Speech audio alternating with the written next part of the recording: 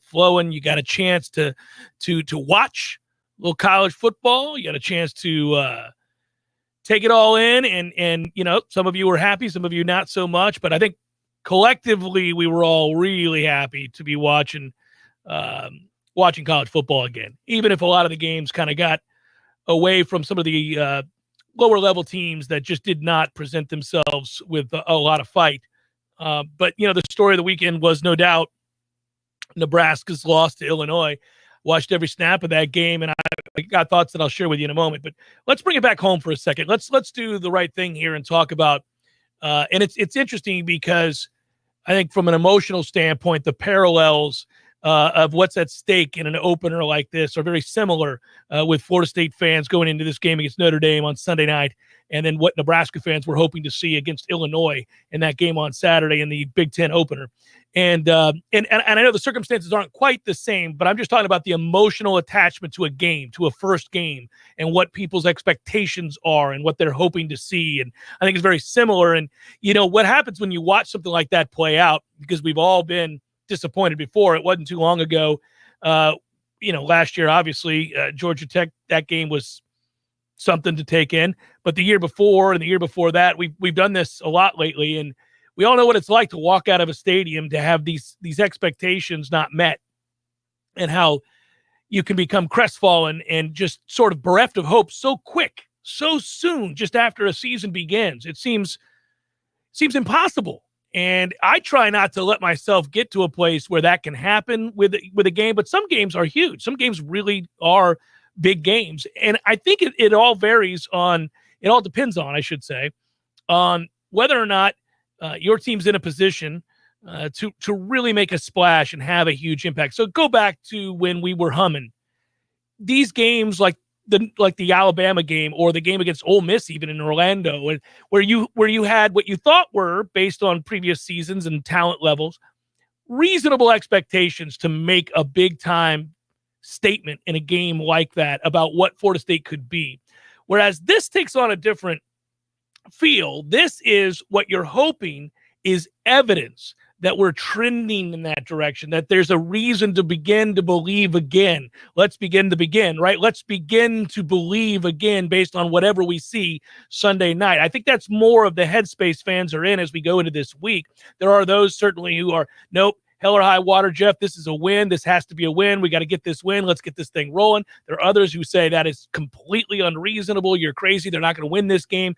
Hopefully they'll just show some evidence that they've gotten a lot better. And then there's people that are probably somewhere in between, more reasonable, that are, the modest expectations, in the sense that they need to see fight for all four quarters. They need to see an organized unit. They need to see a team that obviously has shown the resolve and the resilience and the fight that teams over the last 3 years have not, both mentally and physically. They need to look prepared. They need to look like they have a much better understanding of what they're doing. And for players, that's obvious, but also the coaches have to put those guys in a position to succeed consistently for you to feel pretty good about what you're watching. So there's just a lot. You got to see, at the very least, I think a rather sizable amount of improvement. Again, I've said all off season, and I'll reiterate for those that are just jumping on board now that it's actually game week, that this may not be, from a record standpoint, the kind of year that we're hoping for, because obviously Florida State, the standard is very high. When your ultimate goal is to get back to the place where you are annually involved in the national championship conversation or the college football conversation, obviously we're not that right now. The debate is about how soon we should start to expect that, and what you need to see along the way to have real belief and confidence that this is the staff and that we're well on our way. But I think you have to see real signs of improvement. That's something everybody agrees upon. Record may not matter. I know ultimately wins and losses happen for a reason, as I like to say, and they elicit emotions, and records ultimately are results in seasons. You look at them as a whole and you say, oh, they won 6 games, they won 4 games, they won 9 games, and that makes you feel a certain way. But I do believe that if you see consistent progress and real improvement, and it begins on Sunday night against Notre Dame, that you're in the game. Think about all of the games last year against teams that were any good, other than North Carolina. Florida State wasn't in those games, just wasn't even competitive. It made you, not just, as I alluded to, bereft of hope, you were absolutely stunned early and often. I mean, there were games last year, Tom, I think middle of the second quarter, people staring back off into the distance is sort of the stark reminder that, oh, okay, another Saturday, another ass kicking. We're not even competitive. Yeah, it's like when you get to the TV timeout, you're saying, well, what else is on in this window? Who else is playing right now? Ooh, 3-point game. Not that you'd stay there, but for me, I'd never entertain if the Noles are on it, and let's just say you only have one television. It's going to be the Noles television. But I think I speak for a lot of people when I say last year goes to a TV timeout. You're not leaving it on the commercials. I need to see something else. I just got to get that taste out of my mouth a little bit. And can I say very quickly, just a personal aside? Yeah. You know, a couple months ago, I wasn't sure that we'd be here on a Monday of a game week working together. Yeah, honestly. buddy. I know. So it's pretty cool. It's pretty cool to be doing this again. I agree with you. Without getting overly sappy, I'm really excited. I mean that. And I thought about it this morning when I got up, eyes cracked open, and I thought, all right, what do we got to do? And like all of you, there's a laundry list of things to do. And I was like, all right, well, how do we want to tackle this? And at one point, while I was making the coffee, I thought, well, it's game week. I'm going to be doing the Jeff Cameron show this afternoon with my man T. Lizzie. I'm going to be I'm going to have the opportunity to do a bunch of different shows, including College Sportsbook. I'm going to have the opportunity to do the Warchant report with my boys from Warchant.com. I'm going to have an opportunity to do pregame show. Tallahassee Game Day returns this Sunday, 4 p.m. 4 p.m. this Sunday right here, Real Talk 93 in Tallahassee 93.3. And if you're not coming up for the game, you can't get here, then it's going to be live on Warchant TV, just like the show. You can watch it, yeah. And Zaxby's will be bringing that to you, as they will also be bringing some grand prize stuff we'll talk about a little bit later, because there's also events this week beyond the football game. Yeah, a lot of events. Tomorrow is the final check mark for me. I bring it up every year. I do the Sunrise Rotary. I go in the morning, nice and early tomorrow morning, and do a little season preview and answer questions. That's the final box that I check every year. It's been a tradition of sorts for a long time now.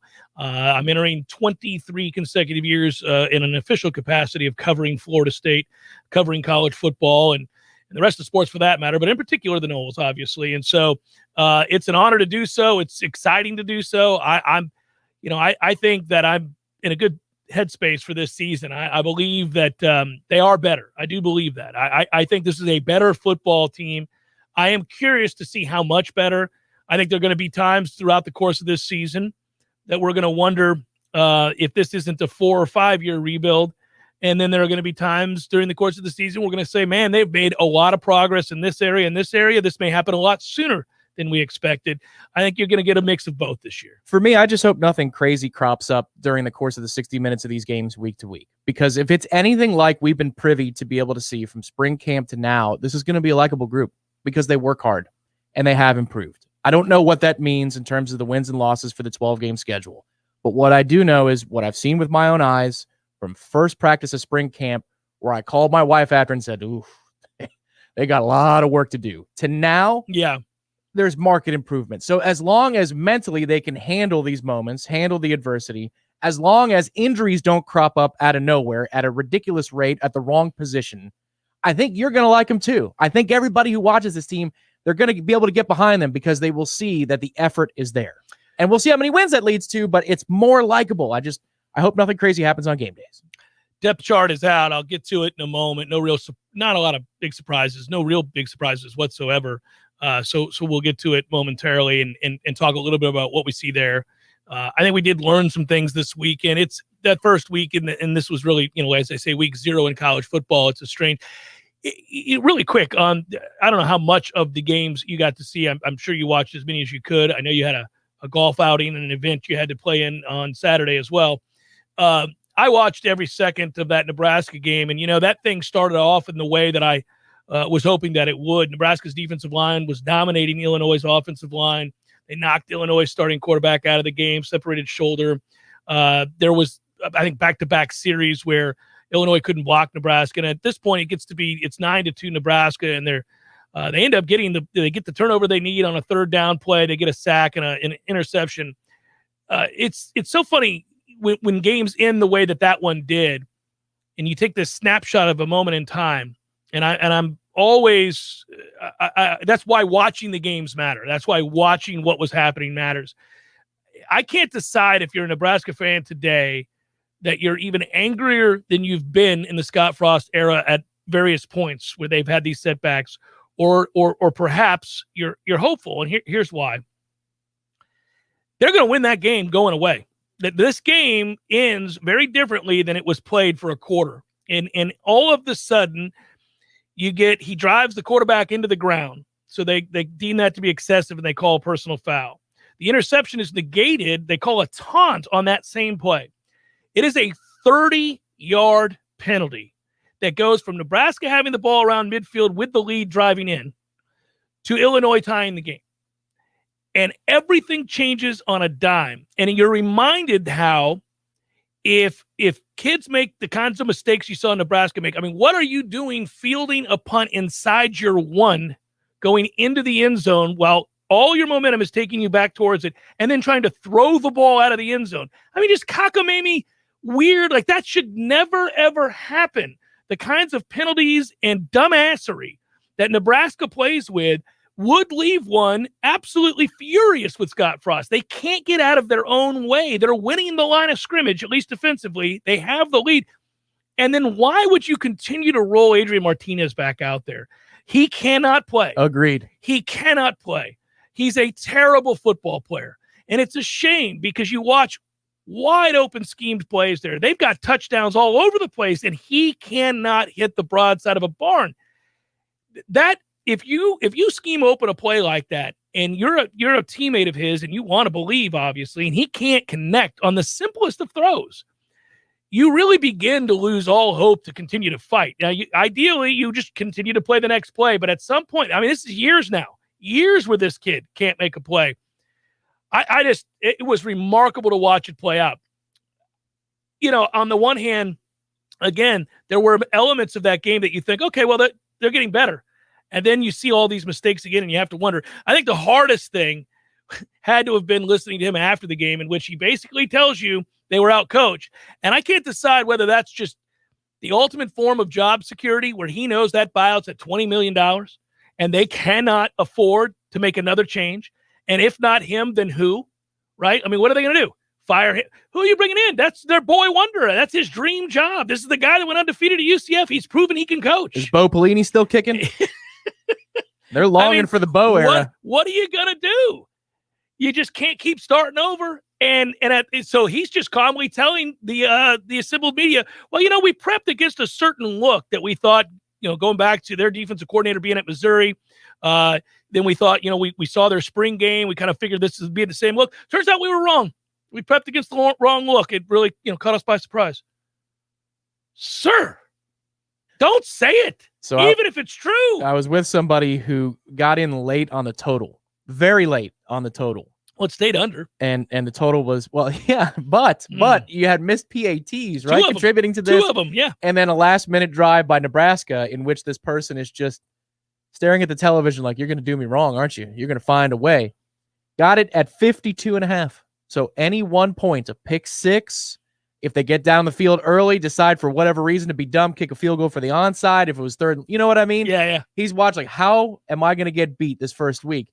And another guy said to him, well, it's because you were so late on the total. That's how you got beat. Yeah. It dropped by 5 points versus what I got. Just to hear those conversations. Oh, it felt good again, right? It felt great. Yeah. And then I looked over. I had a few plays this weekend. It might have been an okay weekend in the household. Yeah. And I didn't know what time the Fresno game was starting because the other game on television was Hawaii-UCLA. And so I looked up, what time do they start? And I saw 45-0. Well, they've already begun. Grand opening? Grand closing. And I threw the hat out because that was the hat trick. 3 for 3 to start the season. So I had UCLA, but I would say that I can't decide whether that was UCLA or Hawaii being that damn bad. My goodness gracious, Tom Lang. They didn't look like they had a semblance of a clue at Hawaii. That was something to behold. So one thing that struck me about that was that I was listening to the pregame, not the pregame, like the lead up on Friday. They were going over the slate for the weekend. And apparently Hawaii didn't get into the continental U.S. They didn't get to California until either Friday or late Thursday night. Like, what are you doing? Yeah, I don't know. It's not terrible for them. The game kicks off at 9 o'clock for their bodies or whatever. Remember the old Stanford body clock? Body clock back game, in the day. yes, yeah. But why would you wait that long to get there? I thought that was worth a few points, at least for the first game of the season. But you're right. I don't know how to figure the LSU game. I mean, UCLA looks impressive, but that's like That would be like over betting on Fresno because they played UConn. Like, what can you really take away from that? It was a bad first quarter for Fresno, and then from there they carried the day. I'm going to say this, though. I do think UCLA is worth keeping a close eye on. Not to be an elite team. Don't get me wrong. But the old adage about improving the most from week 1 to week 2. Now they've got a game under their belt. I already thought they were an improved team, and now you've got LSU who had to travel to Houston. Right. This is a bad situation. I feel very sorry true. for them. That whole situation is. It took him whatever it took, like 8 hours and something ridiculous to get. Mm-hmm. I don't know how that's going to affect them. Nobody does. Right. But if you compare and contrast, one team's played a game, one team hasn't. The other team's going to make that leap into the second week. UCLA wasn't prepping for Hawaii either. So that's the other thing. UCLA, I mean, they did their LSU install and happened to play Hawaii in the middle of it. Yeah, no, look, LSU will win that game, but we're talking about points here. So that's the thing. I mean, I think LSU wins that game. You feel comfortable about that? Okay. Yeah. The number's only 4. I know. I'm surprised by that. Well, as of last weekend. Yeah, well, we got plenty of time to look into it. I guess when I circle back on something here, I didn't want to turn this into, I mean, we got finally a taste of college football, and that's good, and I have thoughts on that. But as I watched Nebraska stumble around and make those mistakes. They made mistakes in special teams. They were undisciplined. You get Martinez gives up a scoop and score. I mean, it's really absurd. They lose this game, but they lose by 8 points. This is crazy. You have 2 missed extra points, and you gave up a touchdown at the end of the half on a fumble. What are you even doing? You're seeing our helmets out there. I am. So here's what I'm getting at. You can't, I think when you're trying to measure progress and it's baby steps, where you would be mad at Frost is less about that result. The result matters because that's a bad loss. But it's not like Nebraska was vying for a college football playoff spot this year. They're not going to win the Big Ten. So if in the big scheme of things, you just want to see real progress, evidence that guys are getting, well coached during the week of practice, what leaves you really breathless as a Nebraska fan is how is this guy, the guy that did what he did for Mackenzie Milton at UCF, how did he get there and forget how to coach at all? Because this team doesn't look well coached. They look completely lost. I don't think that's going to be a problem here, though. For example, hold on. What I'm getting at is they're upset about the loss, but they've got to be more upset at the fact that they can't get out of their own way every week of each of his 3 years. This is the start of year 4. When we turn our attention to Florida State, we can throw away 3-6 last year in a COVID year with a new staff coming in, getting no spring practice and all the nonsense that happened, and Jordan Travis James Blackman started. The whole thing was a mess, right? What do you have to see to where if you lose the game, you still feel emboldened about where we're going? Because I do right now, but admittedly, if you saw that kind of a debacle on Saturday night or on Sunday night, it would be hard. People will have a bigger problem with that kind of a performance than they would just a loss because you're not good enough. Yeah, I hear you. It's almost like having an 8 o'clock kickoff when we were good. And you see upsets in the 12 o'clock window, upsets in the 3:30 window. Maybe the 7 o'clock game is in the second quarter and a big name's being upset or they're in a dogfight and you're thinking, what's in the air today? Like, is this going to be one of those days? Should we be afraid? One has nothing to do with the other. You just feel that way. The irrational fear pops up. I got to tell you, and I might be wrong, and maybe we can play this clip next Monday because we'll be on for Labor Day. It's the day after the game, of course. I don't feel like there are going to be massive amounts of breakdowns that leave us breathless in the way that Nebraska fans are feeling today. I think they're organized. They just might not be good enough. Maybe they are, though. They might be because Notre Dame's got a whole bunch of stuff they're trying to sort out themselves. A ton of attrition, a ton of turnover. Do they have more depth than we do? Yes. But are we catching them at the right time of the schedule? Absolutely. Yeah, we are. So this is the best chance you're going to get at this. Just from watching all the practices, I don't know that you're going to be seeing completely out of character things like you saw from Nebraska. I don't know that I buy that Scott Frost is practicing as well as he preaches. He said that we didn't see any of this in practice. I don't know, man. That's an awful lot of things conspiring out of nowhere. An awful lot. It's not like 2 or 3 isolated incidents. Well, it's like 7 incidents. But okay, so here's where he might be right. Could be wrong. I'm not there in Lincoln to watch them practice every day. That's not the team I cover. But he did cite something when he said it felt like the same old movie, like we were watching a rerun. And at one point in that press conference, and this is where I kind of cringed because I thought, man, I can hear this. I can hear this here. And I'm not saying that Mike doesn't have this team prepared or they're not going to go out and play well. I don't know. We're going to find out together on Sunday night. I do see signs of progress and buy-in, and they are organized. They've practiced hard. They've worked. He's right when he says that. He's right. But when you're broken mentally, and when you've been broken, the way that Nebraska team is, and the way that I dare say this Florida State program has been broken over the last 3 years, it doesn't take much for you to fall back into the here we go again mindset. One mistake, one debacle of a play, one moment that resembles all those other moments that have led to your losses can send you right down spiraling yet again. And I know I touched on this a lot last week.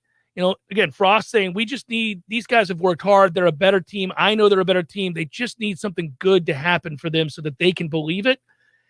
I thought that was fair. Now, we'll see. They can go on and suck the rest of the year, and we'll just say it for what it is, Scott. You're not doing a good job.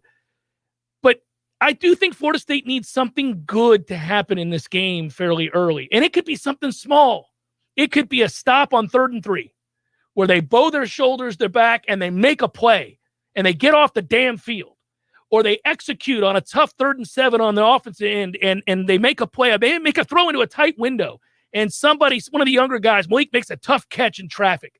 First down, keep the chains rolling. Just something, a spark of anything that lets you know this is different.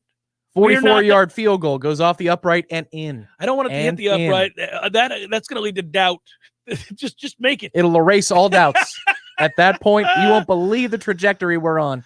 It's the Jeff Cameron Show, 93.3 Real Talk Radio. Game week, Warchant TV as well. Great to have you on board. Let's keep it rolling.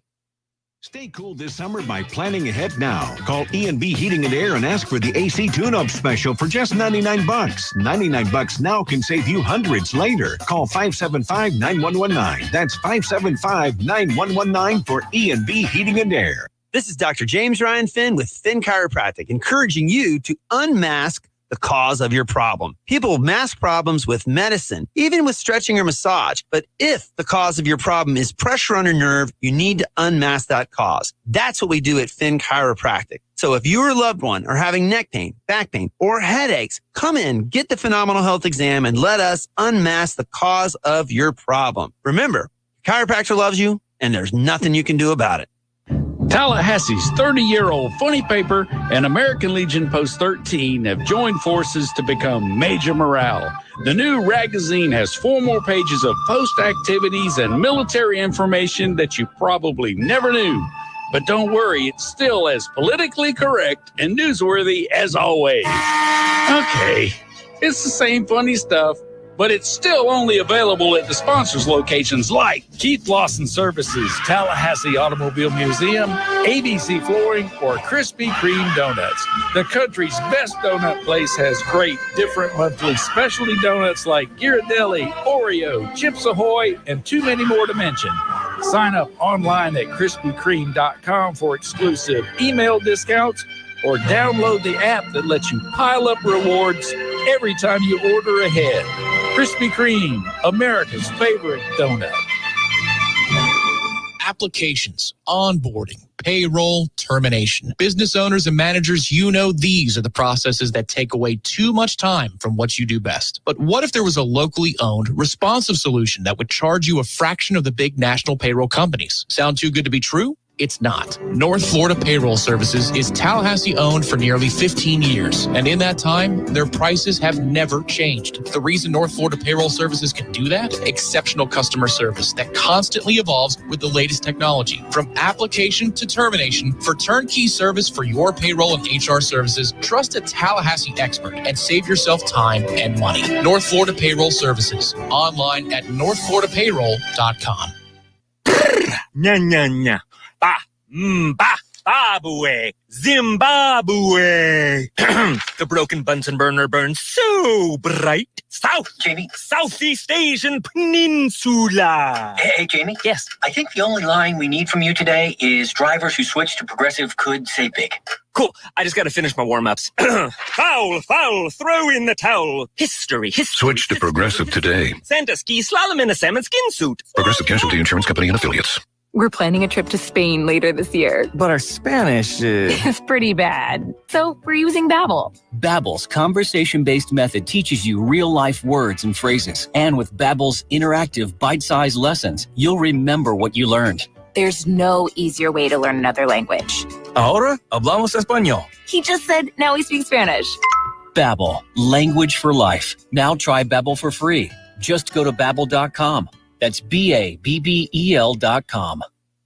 We all want more energy, more strength, more results. Well, welcome to Orange Theory Fitness as you take a step towards feeling more alive today. Backed by science, Orange Theory's heart rate monitored workout is scientifically designed to keep heart rates in a target zone, spiking metabolism and increasing energy. Orange Theory Fitness is a one-of-a-kind group personal training workout, resulting in more energy, visible toning, and extra calorie burn for up to 36 hours. Experience a more vibrant life today with Orange Theory Fitness. To find out more, go to orangetheoryfitness.com. The Jeff Cameron Show, brought to you by Orange Theory Fitness. 2 Tallahassee locations, Midtown on Thomasville Road and Northside in the Village Common Shopping Center. Online at orangetheoryfitness.com.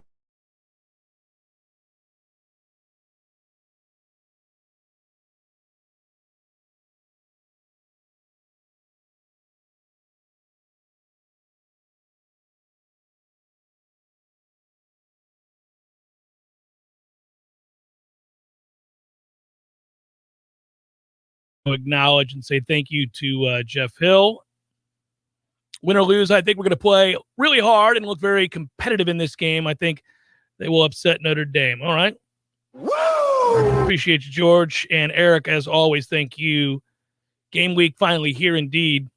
Woo! He is pumped, also believes Florida State will win. And, hey, listen, I'm not going to try to dissuade you from saying that Florida State can win. I think they could win. I don't suspect that they will. I'm not picking them to say they will, but I think they could be in there. I think, again, I'm going to continue to say this. I think when you're a team who's kind of had to deal with rather fragile levels of confidence or lack thereof, and you've had, it's been a dispiriting few years. They need some good things to happen early. Like, that's how upsets conspire, right? That's how that happens, is like a team that is well coached, is well organized, is being put in a position to succeed at practice, does work hard, has bought in. The game starts, and that's an adrenaline rush that they have not experienced in some time, and it's a primetime game. That place is going to be, I get goosebumps talking about it. I can't wait to feel that environment. And I know for players, it's an even greater level of anticipation. But that you can that adrenaline spike can go one of two ways, and you can be exhausted quick. You can be overly emotional. And do you have the air knocked out of you early? You kick the ball away to Notre Dame, let's say, they go right down the field, just like it looked a year ago. They run the ball right down your throat. Guys, there's no gap integrity. Guys aren't filling. The run fits aren't there. And the next thing you know, you're down 7-0. Now, listen, this happens. Football is a game played by two different teams, two different coaching staffs, and a different set of players. They're on scholarship, and their coaches are paid. They're going to work hard too, and they're going to come up with something. And maybe it happens that you don't get off to the start that you want. Experienced teams that have had a lot of success don't freak out about that at all. They come to the sidelines. They get a look at the film. They get a look at they sit down with their coach. Okay, this is what they're doing. This is what they did to us. Here's what we're going to do. And then there's a point of emphasis. Take a deep breath. Let's go play football. Let's go play the next series. But teams that have been broken, it's a little bit harder to do. It's a little bit harder to remain calm. It's a little bit harder for guys so desperate to win that they don't go try to make a play that is above and beyond their responsibility, right? Like, it's harder for guys to trust the process when they've been broken in the past. And that there'll be a moment in time in this game where that happens. And I think if early on they have a few things go well for them, then maybe they're better able to withstand when the negative thing does happen, because it's going to happen. Yeah, there's going to be some adversity, but I do think if you were to break down what we saw last year from this group, go segment by segment on defense, defensive interior. Do you feel better about this group than you did last year's group? Well, no, because not preseason. Right. I'm talking about Preseason, week-to-week product. Well, obviously, they can't be any worse than they were a year ago, and we would have never guessed that. That's what I mean. We would. That was the strength of the team, we thought, going into the year. Yeah. And obviously, early on, I said to you, I think I was talking to you in the middle of the Georgia Tech game. I'm like, why is Marvin Wilson not on the field? Yeah. I mean, every time I looked up, he was opting out. He was pulling, raising his hand to come out of the game. I was like, it's 3rd and 3. What do you mean you're coming out of the game? I can't have you on the bench on 3rd and 3. Right. I think the answer, though, is unequivocally you feel better about this defensive interior as to what they're going to produce. Preseason hype, there's no way this group beats last year's group. National articles, not Tallahassee-based articles, but national articles that looked at the top 3 segments for each team had the defensive interior as a top 3 in college football. Sure. So preseason hype-wise, no substance. I feel better about it. Rush end. Do you feel better about the group this year versus last year? How can you not? How could you not? Yeah. They also have the size to match up against a physical team like a Notre Dame. Linebacker, not the thing that we'd put on our resume. We wouldn't have it at the top of the resume about this program these days. But do you feel better about what this group can do versus last year? Well, They've got more options, don't they? Well, okay. So you're leading me to water here, and I'll go ahead and drink. This goes over Drink it up. Here is the depth chart as released by Florida State today. And let's go through this rapid fire because a lot of different guys are going to play. It doesn't really matter who's in bold type per se. Right off the bat, people want to know quarterback. You've got Jordan Travis or Mackenzie Milton written according to FSU. No real surprise there. Jason Corbin is the starter there with Lawrence Toafili behind him. Other guys will get run, we suspect. Keyshawn Helton has had an incredible camp. I'm really excited to see him in there. And then behind him, Ontario Wilson and Andrew Parchment, your receivers there with plenty of run for, I would guess, Malik McLean. Also, I would also suspect you'll see Joshua Burrell and others getting some time here. Yeah, but those did you talk about Kentron? Yeah, Kentron. Kentron's had a decent camp. Yeah, he has. I worry about him with the drops, but I'm going to need him. Him and McLean. Yeah. Yeah. So then at tight end, no surprise there. It's Cameron McDonald. Jordan Wilson will be your big blocker when you want some extra beef in those 2 tight end sets. Robert Scott at left tackle. Okay. Means he's healthy and he's back. We can talk about that now. Yeah. Robert Scott at left tackle. All right. Dylan Gibbons at left guard has beat out Dante Lucas. Maurice Smith at center. No surprise there. Devontae Love-Taylor, right guard. And Darius Washington, right tackle. And let's hope Darius Washington doesn't have to come off the field. That's a big deal, though, for a couple of reasons. That Robert Scott's at left tackle. I believe they had already talked about that in availability, that he was going to play both in camp. But we had seen quite a bit of him at left, so that makes sense. But that tells me that they feel pretty good about him at left tackle, not just because he's starting there, but because Devontae Love-Taylor is at right guard. Yeah. He's not next to him. Usually you would take your best interior player and put him next to the bookend you don't feel the best about. So that they have Devontae Love-Taylor on the right side tells me that Robert Scott, as at least when they go grade the film, been good enough that they think he'll be fine.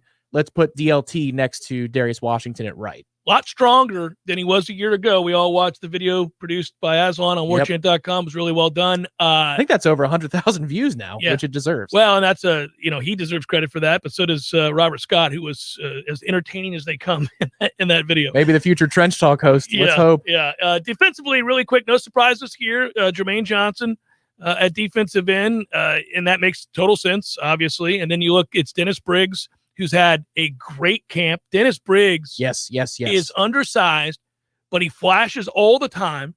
He's just a good football player. I think he's poised to do some things. Now, again, he's a little undersized, but I think he's going to play well, and I know they're excited about him. Fabian Lovett and Robert Cooper, obviously over the center. Keir Thomas, who has had a great camp, big, strong, thick guy who I think will play well. I'm interested. That could go either way with how he actually plays in the course of 60 minutes. I don't know if that's a study in our tackles or not. I think Jermaine Johnson, you can kind of expect and project. I do want to see what Keir's burst looks like against, a capable tackle of an opponent. Amari Gaynor at stud, but here's where I get excited when we talk about the linebackers. Notice what they're doing here. It is not surprising that DJ Lundy outshined Steven Dix Jr. He's in. Kalen DeLoach is in. Cortez Andrews behind him. And then at the stud position, Amari Gaynor with Jarius Green McKnight.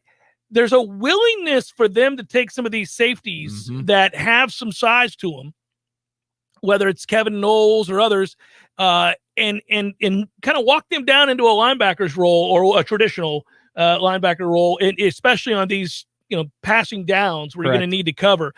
I think just recognizing that they didn't have the requisite foot speed for your classic linebackers is smart, obviously. I wonder if that's going to come into play in this game, though. The way that Notre Dame likes to run their offense isn't exactly 4 wide with air raid principles, right? So I wonder if you're going to roll out your front 7, is that going to include 3 linebackers at times? Because if you notice on defense, there are 3 linebacker positions listed. That's why Gaynor is up there along with the other 2 guys.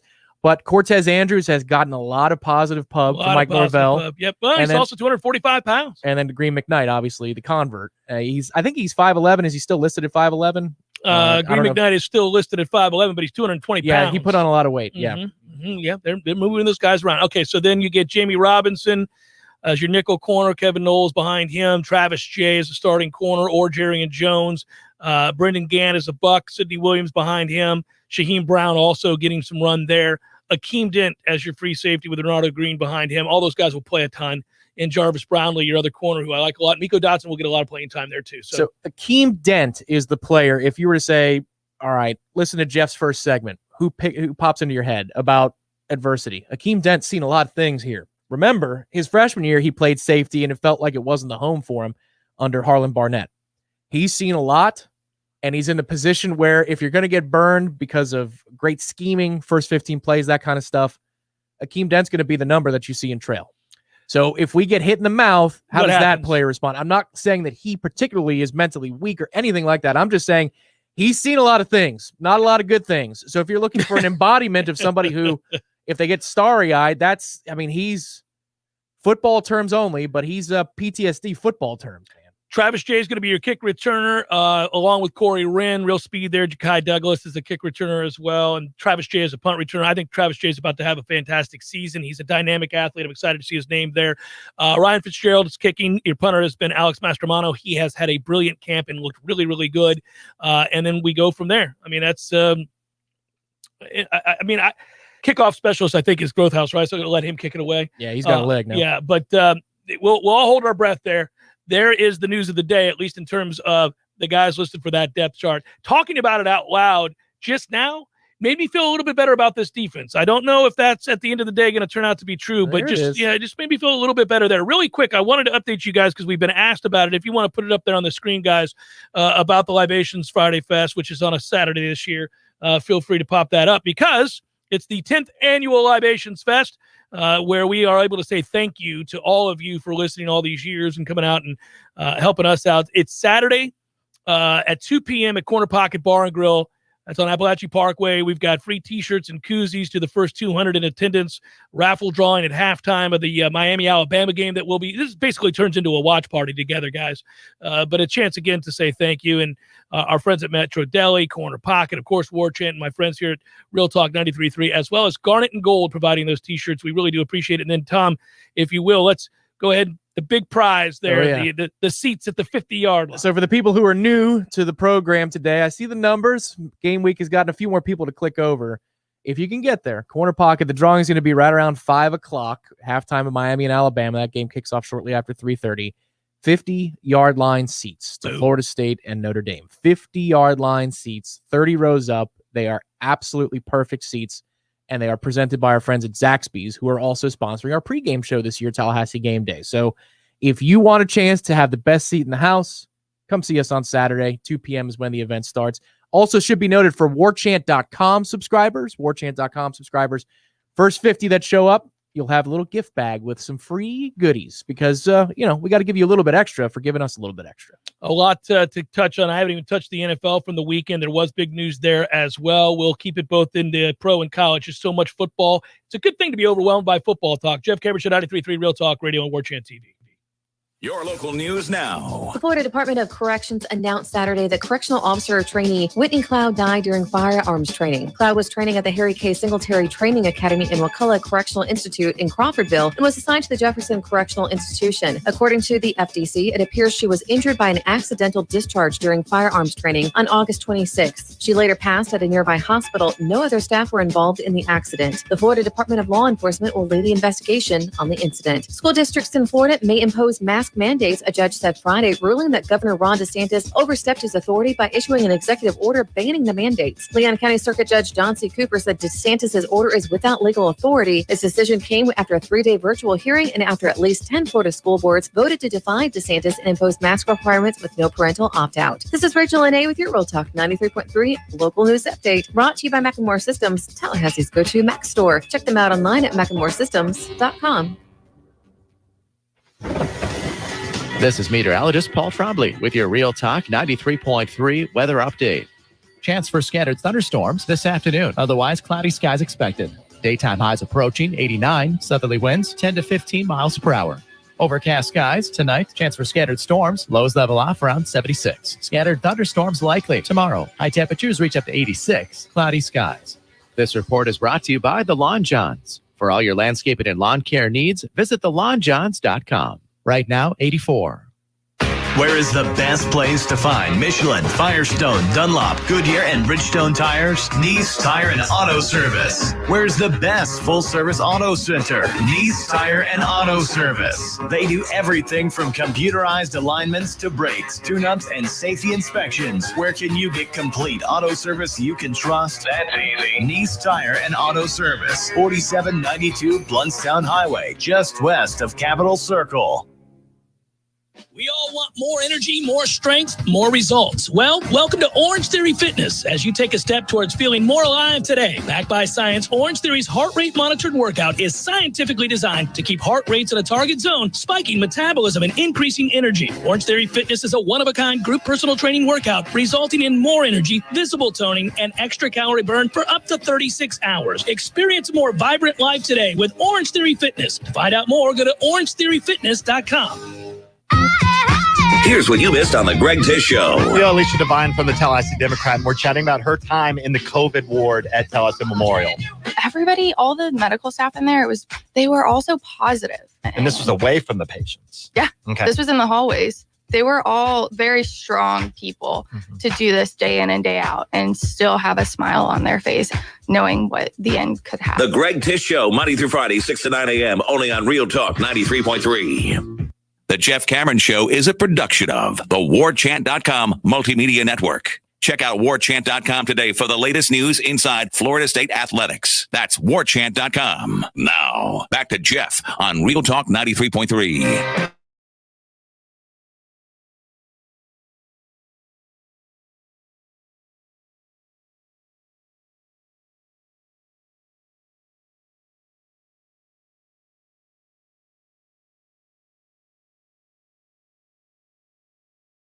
Caught the golf, and I won't prattle on about it, but damn it, man. That was spectacular. That was epic television. The guys in my league, I put 3 FYI texts in the thread. I was like, hey, if you're not watching this, this is good stuff. It was awesome. I also laughed at the GIF you sent me with, because that's exactly how I felt like. Yeah. It's so perfect. That's probably how Cantlay's caddy looks for all the putts, for a better part of an hour and a half. I mean, missed another one, did you? Well, 6.5 feet this time, huh? I'll tell you what, man. When a guy's draining 15 footers and 18 footers and 12 footers on the regular to keep you from winning a tournament, that's got to be like, ooh. Well, it's the equivalent of a Adrian Martinez play I saw on Saturday. I can't do it. I can't have this conversation. It's all right. I have a personal disdain for that kid now that is unreasonable. It's unfair to him. I shouldn't let my football, in my gambling and all that stuff, help shape the way that I feel about him as a human being. But I do. I can't watch him play football. It would be tough to do if you were on that particular side. I played the Illinois +7 because I figured it was going to be a one-score game. If I get burned on the hook for a push, I get burned on the hook for a push. No big deal. But there was a 3rd and 5 where he's got a first down for about 3 full seconds and finds a way to get stopped short for a 4th and 1. It ended up being a holding call, and they moved him back anyway. But I thought, that is spectacular. You, sir, are an athlete, first of all, and you have gaping areas of the field. No, man, I can't. 20-yard play. It ends up being a 4-yard gain on 3rd and 5. Well, listen, I do want to circle back to this because, again, this is where we're not Nebraska. And I think for Florida State fans, it's important to note that. And we'll see how long it takes us to get back. I'm not trying to mock Nebraska. But one of the questions they have to ask themselves there about why Scott Frost is struggling, when you have evidence that he can coach, you already have overwhelming evidence that he can coach. So what has happened here that did not happen at UCF? How did he flip that, but he can't flip this? All right. The answer is they can't recruit over him. Adrian Martinez has been there forever. Yes, he has. He has sucked forever. Indeed. There has never been evidence that he's any good at all. Preach. They cannot recruit over him. And you've got to know that that guy has desperately sought another quarterback to replace Adrian Martinez. If I'm sitting around on the verge of losing my dream job because that dude can't hit a guy 7 yards away, wide the hell open in the end zone. By the way, one of the guys he overthrew in the end zone is 6'9". There's nobody around him. Nice. I would have kicked him in the shins when he came to the sideline. There's no what in the hell are we doing? So when they rolled 2v2s on the practice field this camp, you don't think Scott was happy about that? He didn't say it with gusto. 2s. He was more like 2s. Who is their back? How bad does that backup suck that he can't beat out Adrian Martinez? Oh my God, man, I'm sorry. The whole game. Because you're calling the play and you go, oh, we got it. Cash money, homie. He's going to be wide open. We caught him in the wrong defense. There he is. Got it. Touchdown. Oh, you overthrew him by 15 yards. That's a toughie. We'll see if we can dial up another one for you, Adrian. Do you think that offense would be run more smoothly with Scott Frost at quarterback? Yes. Current day Scott Frost. Or you. There are throws. Don't sleep on my arm now. It ain't no pop gun. There are throws on the field that are wide open that any college quarterback should be able to hit the vast majority of the time. Well, look, I'm happy for everybody that won with Illinois. That's great. Now you're scaring me, though. You're putting this out into the wind so much that now I'm hearing these talking points about us on Monday. And I felt great to start the show. No. Listen, what does that have to do? No, I think either one of our quarterbacks have a chance to successfully complete those passes more consistently than we saw from Adrian Martinez on Saturday. That's a performance that is on the heels of so many performances that look just like it. And my thought wasn't, okay, well, Adrian Martinez is terrible, because I already knew that. It's that, my God, they cannot recruit over this kid. He has had to have tried time and again. Well, you know what that is? That's uniquely Nebraska right now. Thankfully, we're in a talent-rich area where even if you don't get the 5-star quarterback that you want, you're going to get maybe an A.J. Duffy. And that's not a knock on A.J. Duffy. I'm just saying, you're going to fall into guys that are going to be better than Adrian Martinez because the numbers are available to you. This is still a very talent-rich area. It's the Jeff Cameron Show, 93.3 Real Talk Radio and Warchant TV. I call Swain Pools and Spas. Now I'm soaking up the fun when I want to. I call Tallahassee Car Care and they're fixing my car when I want to. Hey, what are you doing? This is a Swain Pools and Spas commercial. I'm turning it into a Tallahassee Car Care commercial. But Swain Pools and Spas is a full-service shop offering sales, renovation, supplies, and more for years. And Tallahassee Car Care is a full-service shop offering brake and tire service, batteries, oil changes, and more for years. But people go to Swain Pools for quality and reliability. Nobody knows more about pools and spas, and Swain has new Caldera spas in stock right now.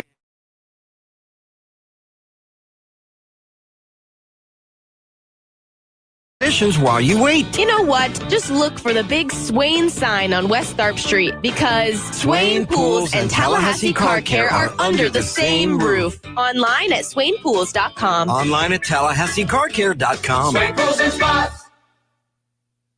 Hey, small business owner, love those hats you wear. CEO, CFO, chief cook, and bottle washer. But when it comes to marketing, you should really try Valpak on for size. We're your local marketing experts and lead Gen A team. Valpak's legendary blue envelope and red hot digital strategies connect you to thousands of local customers, online, on their device, and in their mailbox with real-time performance dashboards. Grow your business the smart way. We tip our hat to local businesses everywhere.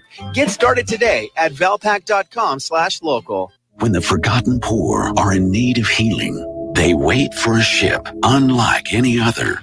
Mercy ships, a floating hospital staffed by volunteers, heroes of mercy who donate their time to save lives. Every human has the right to have a place at the table of the human race. If you could just see the smiles that you get when lives have been changed, then it would make it all worth it. To learn more about Heroes of Mercy, go to mercyships.org. You went online to switch your car insurance to Progressive so you could save money. But then you saw a friend request from an old summer camp buddy. And now here you are, clicking through photos of his kickball team from 2011. Oh, looks like they won the championship that year. Then he moved to Tulsa. Oh, a new tattoo. Yes, they said it was easy to save hundreds on car insurance with Progressive, but they forgot about the rest of the internet. Progressive Casualty Insurance Company and affiliates. National average savings by new customer surveyed who saved in 2019. If you weren't the owner of Gordo's and all those wonderful restaurants, Eddie, what would you be doing? You know, I think I'd want to be I don't know what I'd want to be, a boat captain or a cowboy. You know how to use a lasso? No. You'd have to do that if you were a cowboy. Yeah, but I've never even been on a horse. It's not my place to be on a horse. I agree. And the horse thanks you. Gordo's, bringing the flavor and flair of Cuban food to Tallahassee since 1996. The Jeff Cameron Show, brought to you by Orange Theory Fitness. 2 Tallahassee locations, Midtown on Thomasville Road and Northside in the Village Common Shopping Center. Online at orangetheoryfitness.com.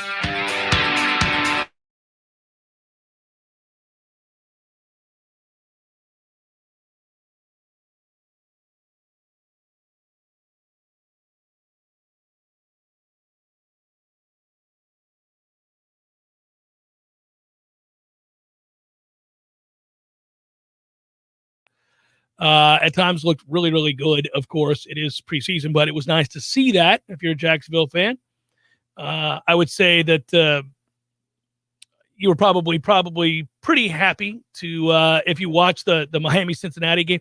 Hey, just of note, by the way, with these favorites continuing to dominate the day in preseason football, everybody can get on me all they want about whatever games I lose. It comes with the territory.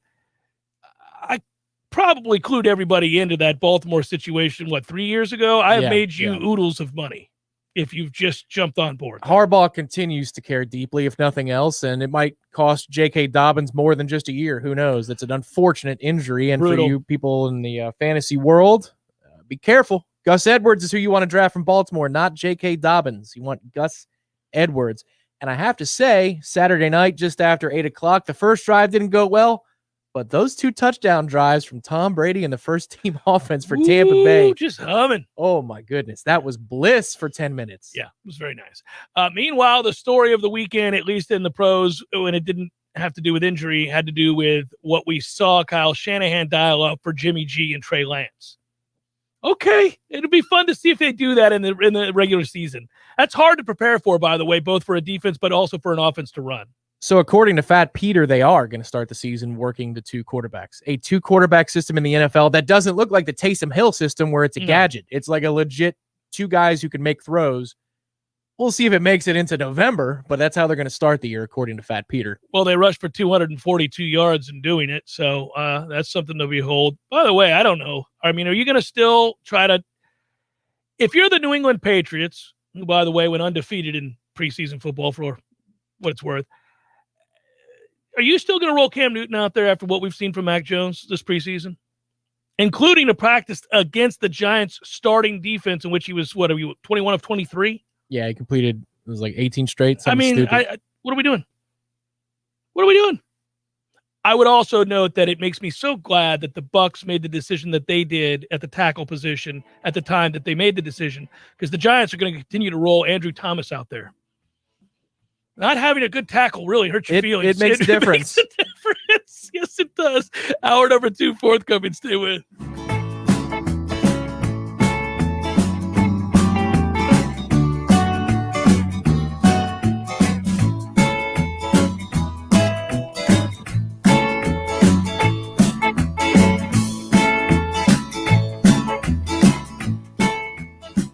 You're listening to Tallahassee's Real Talk Station.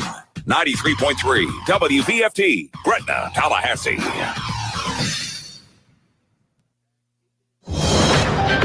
Breaking news this hour from townhall.com. I'm John Scott. Rescue workers trying to reach people trapped by floodwaters in Louisiana after Hurricane Ida swamped the coast. We're going to get through this together. But Louisiana Governor John Bel Edwards isn't pulling any punches. This is going to be a very long ordeal. Power got knocked out for all of New Orleans, and thousands of other residents lost power too. Many roads are impassable and cell phone service went out in places. Rescue workers in boats and helicopters are trying to reach people trapped by floodwaters. Governor John Bel Edwards. We know that individuals are out there waiting to be rescued because their homes are not habitable. Many places we have floodwaters that are encroaching upon those homes. The first known death in Louisiana was someone hit by a falling tree. I'm Rita Foley. Tropical storm Nora is dropping heavy rains along the Gulf of California. That's after weakening from a hurricane that set off floods and landslides on Mexico's Pacific coast, causing havoc in Puerto Vallarta and left at least one person dead and 7 missing. Also at townhall.com, Pentagon Press Secretary John Kirby says the military still faces danger at the Kabul airport. The threat stream is still real, it's still active, and in many cases it's still specific, and we're taking it very seriously, and we will right up until the end. The Pentagon says it remains prepared to airlift more Americans from the airport even as the evacuation winds down. Kirby told reporters there is still time for remaining Americans to get out. He said a total of 5,400 Americans have been airlifted thus far. The European Union recommending that its 27 nations reinstate restrictions on tourists from the U.S. That's because of rising coronavirus infections here. The decision on that could come this week. On Wall Street, stocks now mixed. The Dow is down 4 points, but the NASDAQ is up 155. More at townhall.com. Right now, people are home with their pets more often, and I think especially with the shedding, they're more cognizant of what's going on and that it's an actual issue. Olive's got some skin issues. He gets really going and scratching. Excessive shedding, a lot of just scratching and itching. Digging, scratching, and itching and biting. On top of that, he was starting to get black buildup in his ears. DINOVITE.com. I just heard the Dynovite commercial so many times that I said, you know what, I'll give it a shot. And I ordered it and tried it, and it worked. We started Dynovite, and in our first stock, we noticed a difference, especially with the shedding. Within 3 weeks, he's not scratching and itching, and he's an all-around happier dog. We've got 4 dogs, all different ages, all different sizes, and they've all just responded really well to the Dynovite, and they all love it. We will be using Dynovite for life. You won't believe how happy your dog will be. We order our Dynovite from Dynovite.com. DINOVITE.com. It's pool season, and the huge pool at Killearn Country Club is ready for you. Pool memberships are just $5.99 for the season through September, and come with poolside service and unlimited access to the 19th hole. Live the Country Club life without the Country Club price. And don't miss the weekly themed Thursday night dinners featuring exquisitely prepared meals paired with the best wines. Stay up to date with all the events and club deals at KillearnCC.com. That's KillearnCC.com.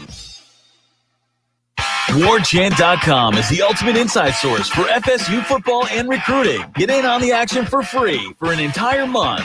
Warchant.com is offering a risk-free 30-day trial subscription just by entering the promo code Warchant30.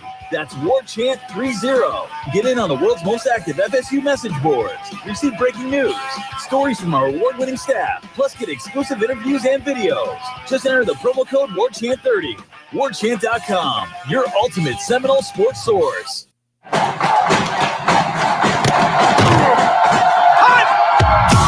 Broadcasting live from Florida's capital city, this is the Jeff Cameron Show, brought to you by Orange Theory Fitness on Real Talk 93.3. Now, stop what you're doing and listen closely. It's time for the Jeff Cameron Show in 5, 4, 3, 2, 1.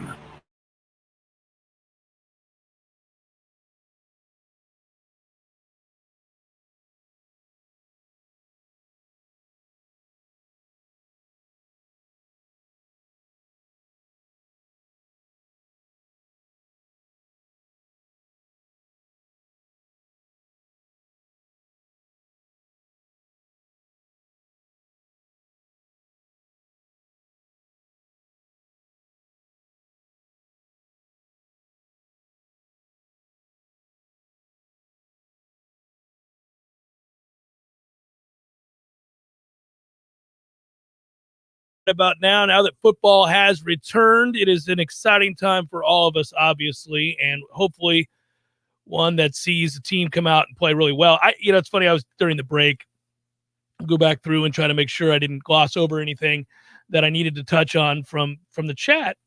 It's not going to dictate the direction of the show, but I always like to look.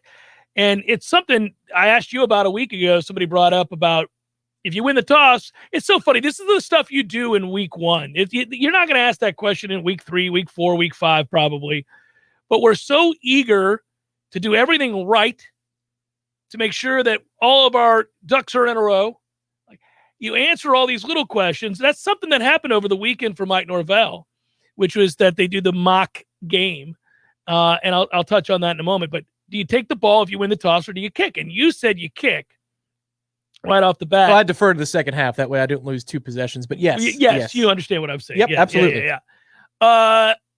There's a part of me that would really love to see them, whether it's because Notre Dame wins the toss or whatever, but get the ball and go down and score. Because the point being made by somebody in the chat is it would be nice to play with the lead every once in a while. And that defense rarely did. And a lot of times that defense was put in a precarious position right off the bat to where it was a short field. We saw a lot of short fields last year, and that's maddening. You can't really ever feel like you can breathe when you're up against it at all times. So just something.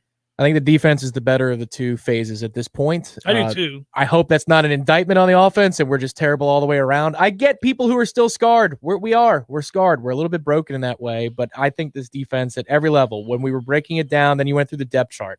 Feel better about the interior, feel better about the rush ends. Linebackers still not great, but I think it's better. Secondary, we do feel a lot better about. Okay. And if that's the phase that, at least as according to the coaches, if not ourselves, is winning most of these practices and most of these situations, put your better 11 guys out there to start the game. Put your defense out there. That defense, if it's worlds better, and it certainly, again, bears repeating, last year's defense at times was simply not watchable. Not anything that we should ever see again. We should never see it. That was a unique year that I'm willing to give a wide berth for reasons why. Okay, beyond just Adam Fuller. But that you can't ever resemble that again. You don't have to be elite just yet, but you can never look like that again. That gave you no chance to win any meaningful games. You have zero chance if your defense is not coordinated and does not understand what is being asked of them. Now, again, a lot of reasons for what we saw last year. I'm willing, again, to give a wide berth. So let's hope that from a personnel standpoint, I agree with you. I think they're better off than they were. But I think more importantly, having a real offseason, having a spring, having a normal summer, being able to build together and also have players in the right positions. Coach Fuller has talked a lot about having to play guys out of position a year ago for a variety of reasons. Maybe then that competence, just a level of competence, means you can relax and play football as opposed to constantly reeling, constantly finding yourself up against the ropes. That weighs on you. There's a weight that then shifts towards the offense, knowing that they can't count on the defense to get a stop ever, that you're constantly going to have to go, that basically every possession you've got to score because there's a real good chance they are. Yeah, I feel anxious just thinking about it because I'm replaying in my mind whether it's Fuller's year 0 defense or Harlan Barnett or the end of Charles Kelly's time, and that's a lot of years of a lot of bad defense. But you can almost see the players at each level, they're in between. You see their steps. They're not playing with speed. No, last year, they're thinking. They're thinking steps. They're not action steps or instinct steps towards the ball or their assignment.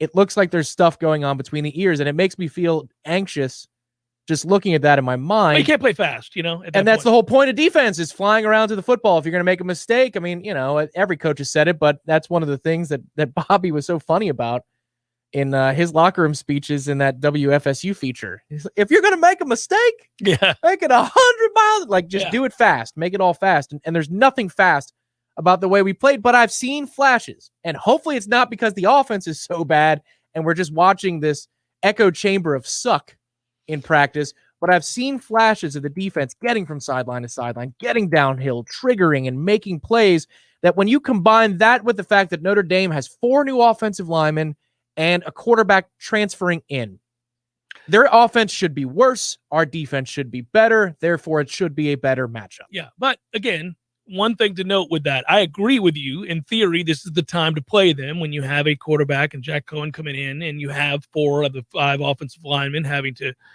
develop a chemistry. The problem is, of course, that they've had an existing system in place and that there's great continuity there. I know they have a new defense coordinator, and that's a big deal. Brought in a good one. But the point would be the established culture is in place. The continuity is in place on the whole for how they do things. But also, more importantly, they've also had success recruiting offensive linemen back to back years. So these guys, they've had to replace some of the best in the country. They've had to replace, obviously, as we've noted, my favorite offensive lineman in the NFL, Quentin Nelson. I mean, they had to replace that guy. And those are impossible shoes to fill. He was a monster, and they did it rather easily. So even though those are guys that they have to replace, and there is a lack of continuity, at least in the sense of guys that have started games there, the quality of those players are going to be pretty good, one would think.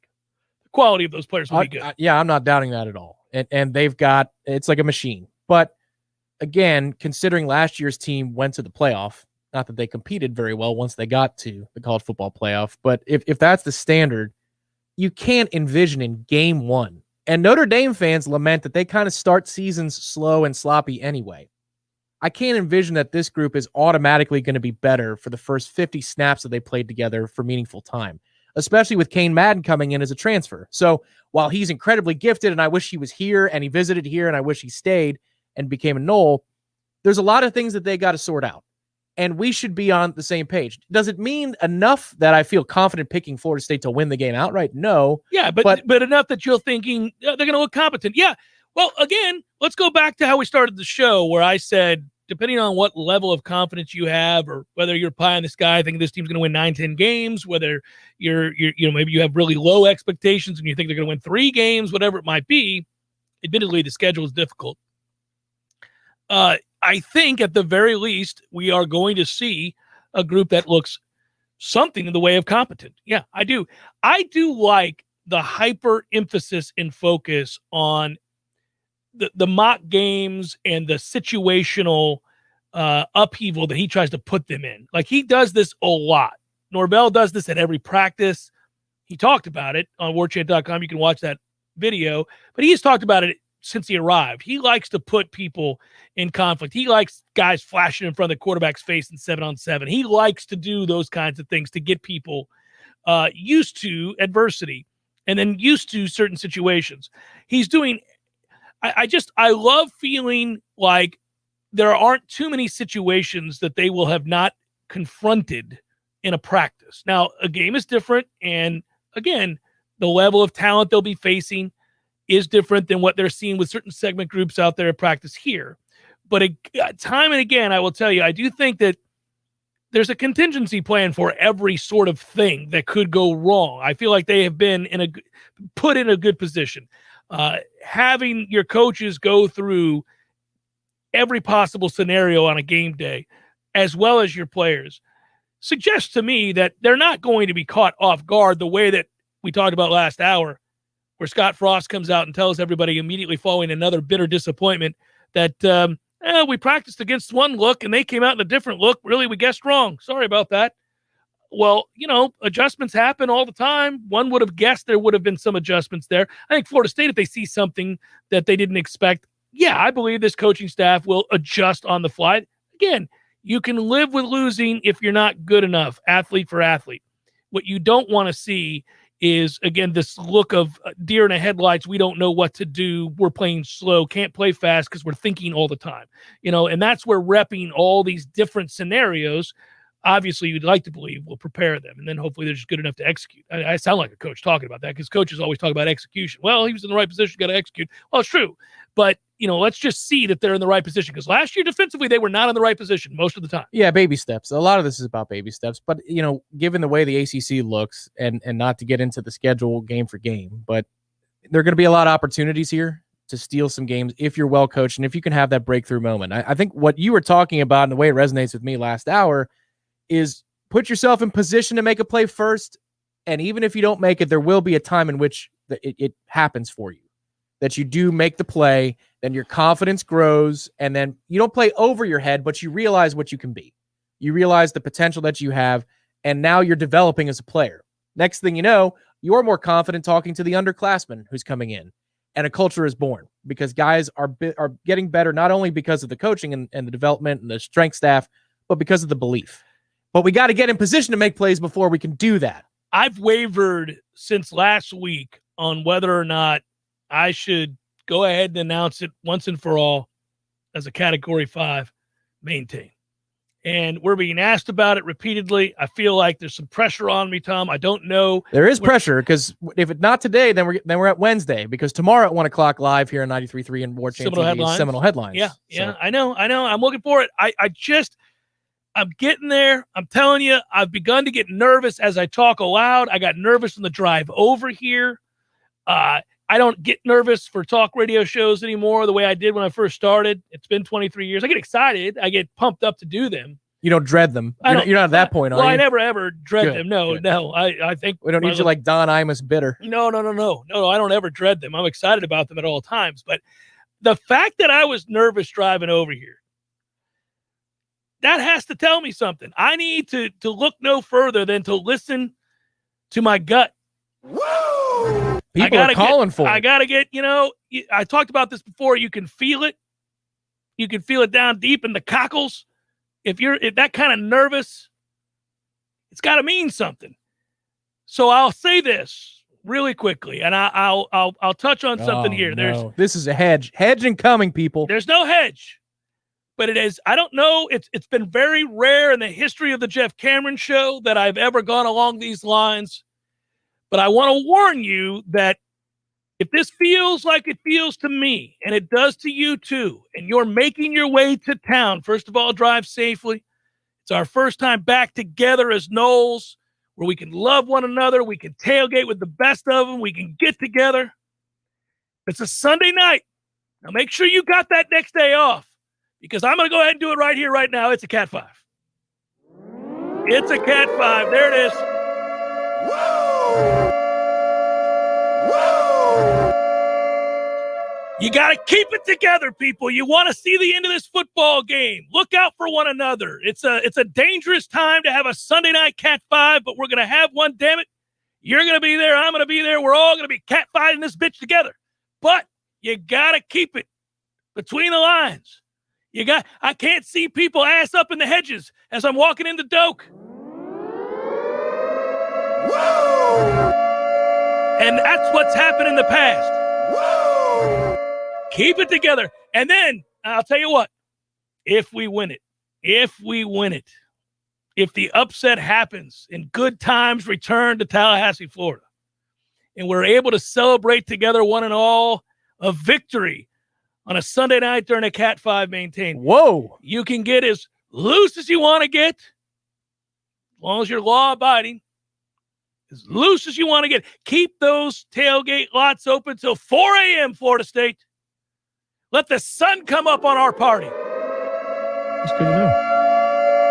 Let it happen. Ball screen. It's been joyless around here for 4 years. Let those lots stay open. Let the sun come up as we dance about and sing into the night, if the upset happens. So there you go. I feel it. I had to announce it. It's there. It didn't hit me to the second hour. I was getting worried late in the first hour, Tom. It was not happening for me. Does anybody have a cigarette? I got nervous. Then I got more nervous during the break. I thought, oh, that's a sign. It's happening. People know it's happening. I almost got carried away. I got carried away to the point where I almost started to think we're going to win this game, Tom. You did. You were already thinking about the post-game tailgate. That's what you were thinking about till 4 in the morning. Just thinking us. We got a show the next day, sir. Just a bunch of heathens, shirtless, dancing about campus like it's 1993. I don't want to get too far. Well, it won't be 93 if we win the game, because then we'll have beaten Notre Dame. Yeah, well, I don't like to think about that. I'm just talking about the way we walked around, chests puffed out in victory time and time again. Expectations of national titles. It was time and time again. Oh, boy. It's Jeff Cameron Show, 93.3. Real Talk Radio and Warchant TV. This is Patty Wilson. Oh, I'm sorry. We're ready. He's recording. Why are you always saying your last name? I It's don't- Patty and Scott. Everybody I don't knows know who that. Patty and Scott. I don't know because this is Patty Wilson. Not this is. I am Patty Wilson. What is the idea behind said promo? It's for Patty's Playhouse. We're on Patty's Playhouse Saturdays at 11. Tune in. That's stupid. Just tune in. Saturdays at 11. Patty Wilson, Patty's Playhouse. House talk with a happy ending. Each and every time. I call Swain Pools and Spas. Now I'm soaking up the fun when I want to. I call Tallahassee Car Care and they're fixing my car when I want to. Hey, what are you doing? This is a Swain Pools and Spas commercial. I'm turning it into a Tallahassee Car Care commercial. But Swain Pools and Spas is a full-service shop offering sales, renovation, supplies, and more for years. And Tallahassee Car Care is a full-service shop offering brake and tire service, batteries, oil changes, and more for years. But people go to Swain Pools for quality and reliability. Nobody knows more about pools and spas, and Swain has new Caldera spas in stock right now. And people go to Tallahassee Car Care for their 5-star service at great prices, with most maintenance done by their certified technicians while you wait. You know what? Just look for the big Swain sign on West Tharp Street, because Swain Pools and Tallahassee Car Care are under the same roof. Online at swainpools.com. Online at TallahasseeCarCare.com. Swain Pools and Spas. What's important when shopping at a gun store? Let's start with a friendly and knowledgeable staff. Then add top-notch service, great selection and pricing, and a personal shopping experience only found at a locally owned and operated business. At Red Hills Arms, they're right on target. While other gun stores come and go, Red Hills Arms remains Tallahassee's go-to local gun store for all your firearms needs. Stop by today and get welcomed in like family. Choose Hearth & Patio for custom fireplaces, maintenance, outdoor grills, kitchens, fire pits, lighting, and so much more. Check out all of Hearth & Patio's options online at hearthpatiotallahassee.com. Hearth & Patio, they keep the home fires burning. Clean, renewable energy means fresher air, healthier residents, new green jobs, and a stronger, more resilient community. How we get there is up to you. Share your input today to help shape the Tallahassee of tomorrow. Take the Clean Energy Survey at talgov.com. Nya, nya, nya. Ba, ba, Babue, Zimbabwe. The broken Bunsen burner burns so bright. Southeast Asian Peninsula. Hey, Jamie? Yes? I think the only line we need from you today is drivers who switch to Progressive could save big. Cool. I just got to finish my warm-ups. Foul, throw in the towel. History. Switch to Progressive today. Santa ski slalom in a salmon skin suit. Progressive Casualty Insurance Company and Affiliates. We're planning a trip to Spain later this year. But our Spanish is... It's pretty bad. So we're using Babbel. Babbel's conversation-based method teaches you real-life words and phrases and remember what you learned. There's no easier way to learn another language. Ahora hablamos español. He just said now he speaks Spanish. Babbel, language for life. Now try Babbel for free. Just go to babbel.com. That's BABBEL.com. We all want more energy, more strength, more results. Well, welcome to Orange Theory Fitness as you take a step towards feeling more alive today. Backed by science, Orange Theory's heart rate monitored workout is scientifically designed to keep heart rates in a target zone, spiking metabolism and increasing energy. Orange Theory Fitness is a one-of-a-kind group personal training workout resulting in more energy, visible toning, and extra calorie burn for up to 36 hours. Experience a more vibrant life today with Orange Theory Fitness. To find out more, go to orangetheoryfitness.com. The Jeff Cameron Show is a production of the Warchant.com Multimedia Network. Check out Warchant.com today for the latest news inside Florida State athletics. That's Warchant.com. Now, back to Jeff on Real Talk 93.3.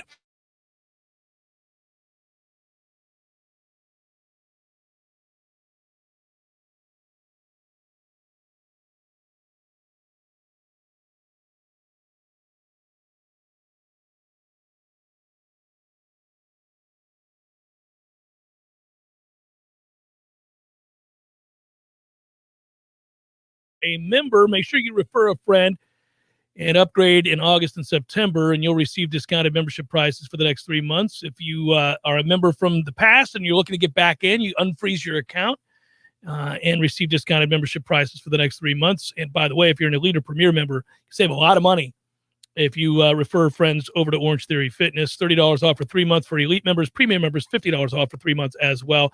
Just got a good one in this morning, and that's good. You got to set the tone for game week. You do. You got to keep it buttoned up for the next 5-6 days. It's hard. You get the extra day. I know.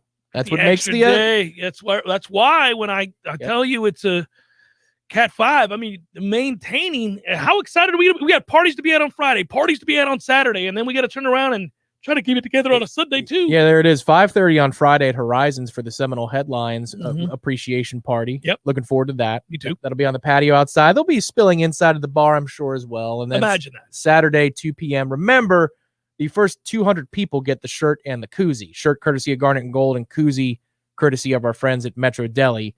You want to get there early enough for that. But that is a long burn that day, sir. 2 p.m. is when the festivities begin. 3:30 kick for Alabama and Miami, and then the evening game with Clemson and Georgia. Man, you're going to be up till at least midnight watching these games. Well, yeah, but it's a good kind of staying up. You're not staying up doing homework. I mean, you're correct. You're staying up till midnight to watch a damn fine brand of football. That game, the Georgia Clemson game, obviously it's the highlight of the Saturday, because you're talking about a matchup here that potentially could be a college football playoff matchup. But also, if you're a Georgia fan listening to this, I mean, I get that they've had to in camp deal with some injuries. They got some guys out. That's a shame. But for the most part, at the vital positions, they're pretty healthy, and they're also deep. They're immensely talented. You look at what Kirby Smart has done in recruiting. I mean, he's out-recruited everybody in the country, even Alabama at times. And you have a loaded roster. The thing that they've lacked, at least with consistency, is a really good quarterback. Now, they had one on the roster, and they decided to let him go up to Ohio State, and that was a mistake. Indeed it was. But that said, they got unlucky. Fromm played well. They would have had to have the stones to say, that's fine. This is better. Yeah, you know what it's like? It's like when Phil Mickelson won the major this year, and everybody was like, "Oh, he's got to be on the Ryder Cup." I was like, "No, he doesn't." Hell to the no. No, that was a nice outlier. Yeah. That was great, cool story. No, he does not need to be on the Ryder Cup team. There's not enough here. We're not doing that. There's serious thought that there's enough cronyism that he will indeed. But no, you cannot do it. No, cannot do it. No, stop that. Don't even talk like that. Anyhow, so this is what I'm telling you here as far as Georgia goes. JT Daniels, I understand the competition wasn't great at the end of last year when he got in. Finally, when they pulled the trigger, he got over the injury. He played exceptionally well. Even quarterback adjusted the stats or competition adjusted stats showed that he played exceptionally well too. You kind of believe he should be that guy. He doesn't have to be the best quarterback in the country. He just has to be something a far cry better than what we've seen from Georgia with all these weapons in the past. I think they're suited to win that game. Now, I know Clemson's favored. Obviously, you can see which side I'm leaning on here. I got questions about this Clemson offensive line, and I don't have questions about this Georgia defensive line. The problem for Georgia is just the running narrative that they have not won this game. This is the kind of game they don't win, and that is just that, a narrative, right? It's the thought that they don't win those games. I don't know, man. I feel like they ought to be able to win this football game. Either way, I think both teams that are going to be in the – I mean, obviously, Clemson's got the ACC to deal with. That's pretty easy. And then from there, I think Georgia's going to win the East and play in the SEC championship game and ultimately come down to that game against Alabama.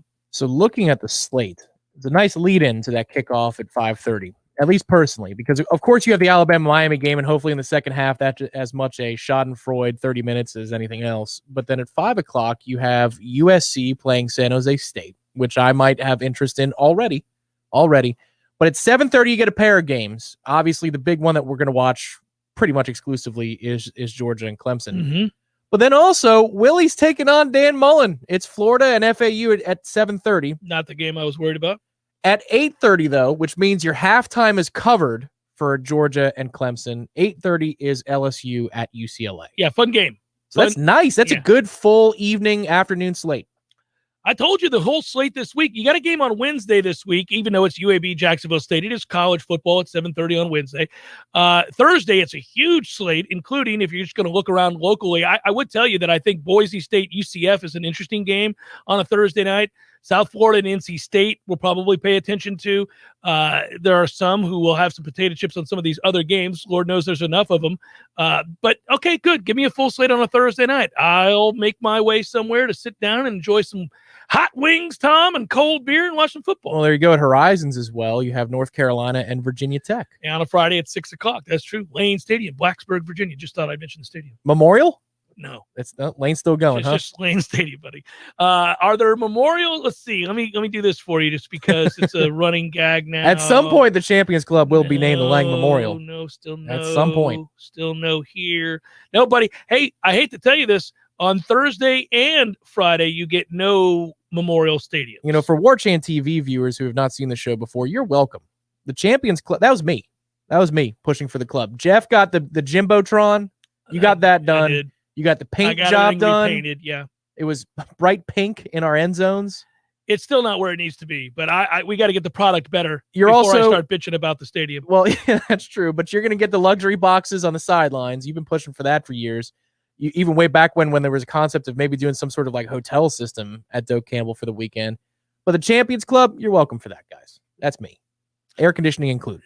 Daryl wants to know, and it's a fair question, Jeff, do you pull for the ACC and Clemson or go outside the conference and take Georgia? Well, I'm taking Georgia to win the game. I actually like Georgia from a value standpoint this year. Again, just talking about the value, the number I got in the summer for them to win the national title. I'm not a conference. I joke around and wave the flag occasionally, but I'm not a big conference guy. I don't really care. I'm not one of these guys like the SEC folk who just care so much about their damn conference, which is in essence Alabama. I care more about Florida State and screw everybody else, and that includes Clemson. So I'm fine with if Clemson were to get beaten this game, I'd be happy with that. I look for their demise as soon as possible. I don't care if the rest of the conference sucks to high heaven as long as we're good.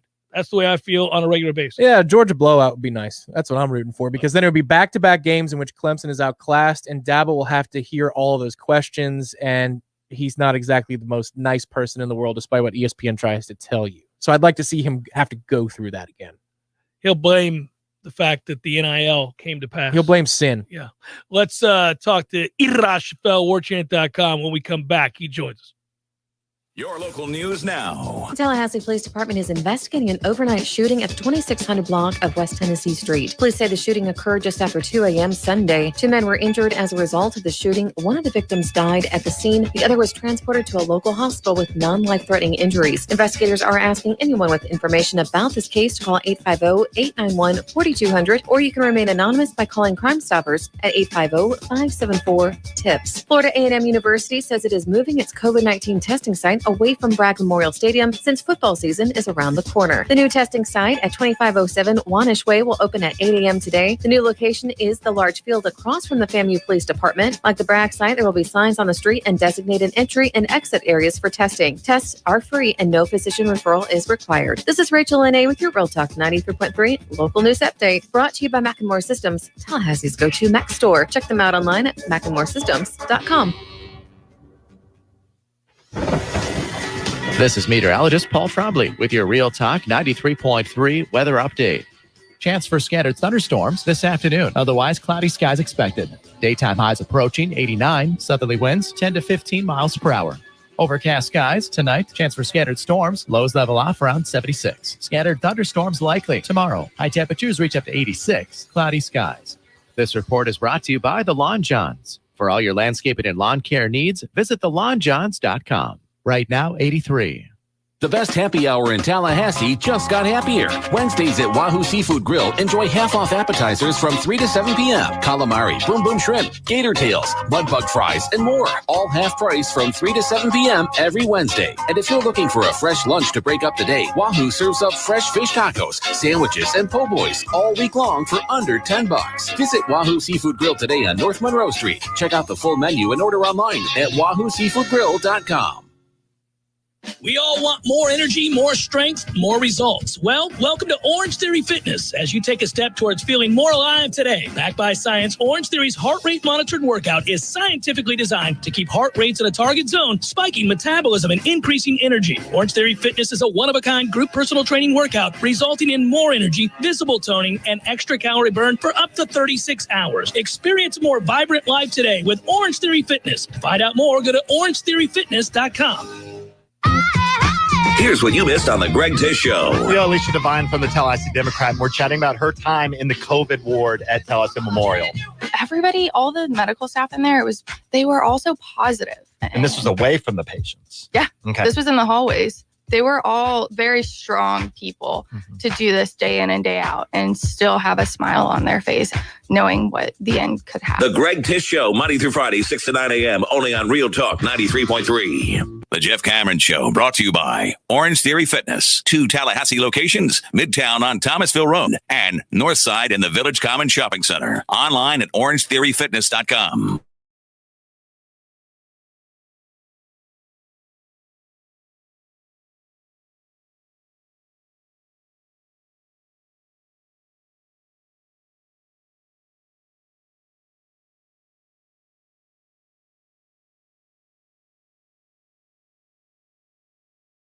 Is Irashfel, Warchant.com. Hello, Ira. It's game week. Good to have you, baby. I'm glad to be here, Jeff. How you doing? I'm doing really, really well. Anything stand out about the depth chart? Maybe something you noticed that I didn't? Anything that you want to point out to our listeners about that today? Nothing crazy. I mean, I think especially since we've been out there, we've seen a lot of that come in. I think from a overall big picture standpoint, I would say one thing that's kind of interesting is you could definitely tell that they're not afraid to put younger guys ahead of older guys. Older, more experienced offensive linemen that are now second team, guys like Brady Scott, Bavion Johnson, and Dante Lucas. Those guys are all second teamers now. You also have some other guys at different positions that are freshmen that have moved into the 2 deep. That's pretty impressive. Again, Kevin Noles and Shaheem Brown and some of those, Josh Burrell and Malik McLean. So they're rewarding guys who can play and not just playing the older guys. And I think that's a good sign. Yeah, I do too. And it's not, I don't think I saw anything that was jarring. I do like that they're willing to take some of these guys who have thicker bodies that play safety and put them in sort of a pseudo linebacker role. You're going to need guys to be able to cover like that. So you're seeing some of that. I'm glad you referenced that. I think on the whole, they'll be prepared. Will they be good enough is all we're asking ourselves right now. Is there anything glaring beyond what fans want to hear about the quarterback position that has you overly concerned after having watched camp, or do you feel like they're about as prepared as they can be? I caught some of what you and Tom were talking about the defense and just kind of the idea if they're coordinated, not super talented, is that enough? If they at least know what they're doing. And I think, I was thinking about it as I was listening to it.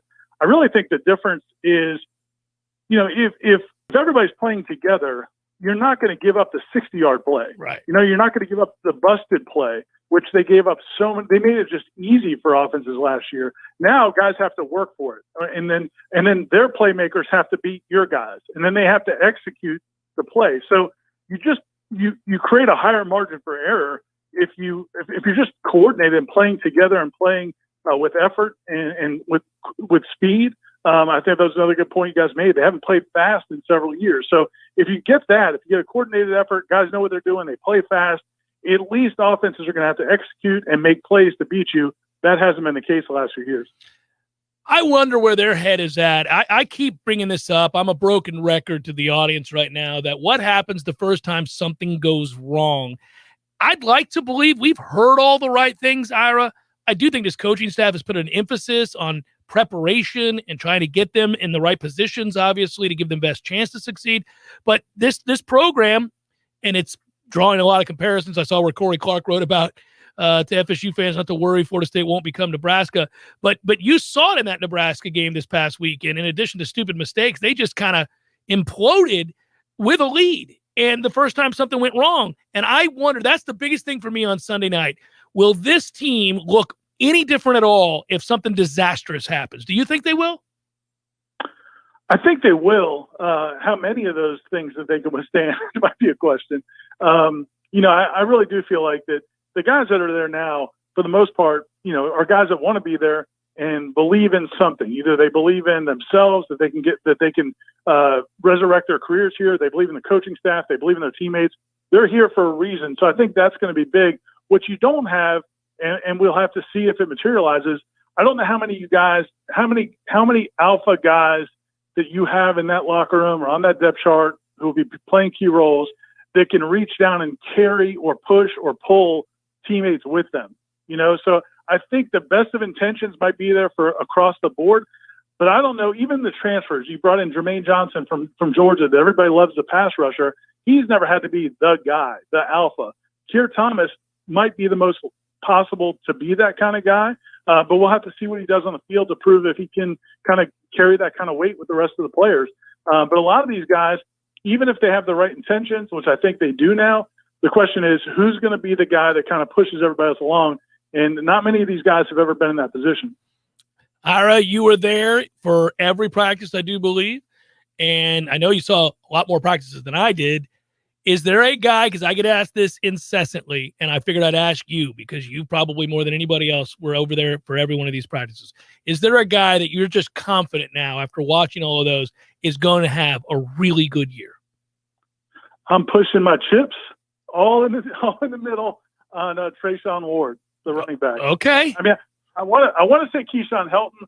The problem is he's still his size, and that's a bigger problem at wide receiver because there are things teams can do, and there's ways you can make it hard for a shorter wide receiver.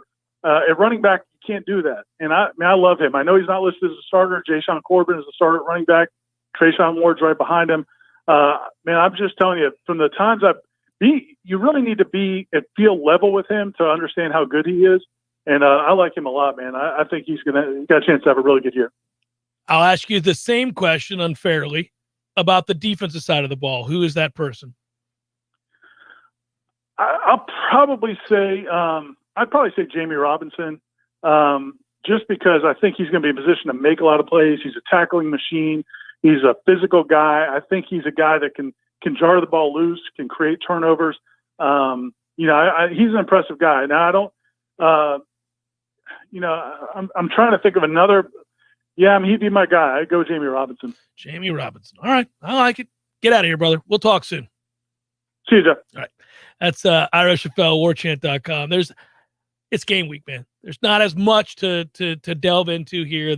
Here we go. I was signaling to you through the window that it sounded like an all-in bet on Trayshawn Ward, and it sounded like maybe, I don't know, a check raise. Nothing crazy on Jamie Robinson. Yeah, he feels okay about it, but he thinks he might be in the equator of the 11 on defense, and maybe that's why a lot of plays will come his way. Like, there was gusto for the offensive answer. The defensive answer was maybe probably. I think it's really interesting. The Trayshawn Ward answer is fascinating to me because we all agreed that Corbin took a big step forward health-wise. He's also 220 pounds. He can withstand more of a beating. But he's just more of a consistent player, not a dynamic player. Trayshawn Ward has the ability to be explosive. He is undersized. Part of the problem is your two big playmakers in the backfield are both undersized. Lawrence Toafili is under 190 pounds. I mean, they're both undersized. So you just wonder. I think the more consistent back will always be Corbin in this situation. But I could see, you're looking for a home run hitter. Yeah, that's got to be frustrating too because he's been in the system for a couple of years, and they found a way to put a lot of weight on people and take a lot of weight off of some people. So it's probably the biggest he can possibly be. Toafili, I'm speaking of at this point. But with Ward, it's it reminds me of. Devonta Freeman, not putting him in the same class, but Devonta Freeman wasn't as heralded as James Wilder Jr. was, or even to a degree Carlos Williams when Carlos switched over and played offense. But Devonta would always get you the hidden yards. He was reliable as a pass catcher. He was also thick and low to the ground. He was. Trayshawn Ward's 5'10", 180. We are dealing with a different class of player across the board. That is so correct. We've got to judge this team completely differently before we even start. But all I'm saying is he is like Devonta and what I'm thinking and what I've seen. More burst than you think, good vision, sets up cutbacks, and he gets hidden yards for you. He disappears behind offensive linemen, and that's a weapon in its own right because it makes it all the harder for a defender to locate you. I'm going to give you two guys on the defensive side since we were kind of, we didn't spend as much time on it. I think Travis Jay, I've said it all camp long, is going to have a very good year for Florida State. He's found a position. He is probably the most athletic guy on that side of the ball. He's really long. I think he's going to put his hands on people, and I think he can really run. So at 6'2", 205, with that length, I think he's a playmaker. Given his body type, he's going to be in a position to make a ton of plays. As long as he follows his training and sticks to his rules and principles. Right. There's a candidate for somebody who could lead the defense. I don't know that it's in him personality-wise. It's not for everybody. Xavier Rhodes was the best player on the 2012 defense, but he didn't have the personality of Greg Reed, his cousin. He was a lot quieter. Plus, people stopped throwing at him, so there wasn't as much opportunity. But Travis Jay is in a position, I think, often to make a ton of plays. So he could be one that throws his personality around if that's the type of player he is. I like Travis Jay a lot. I feel like he's confident and healthy. I think he'll have a big year.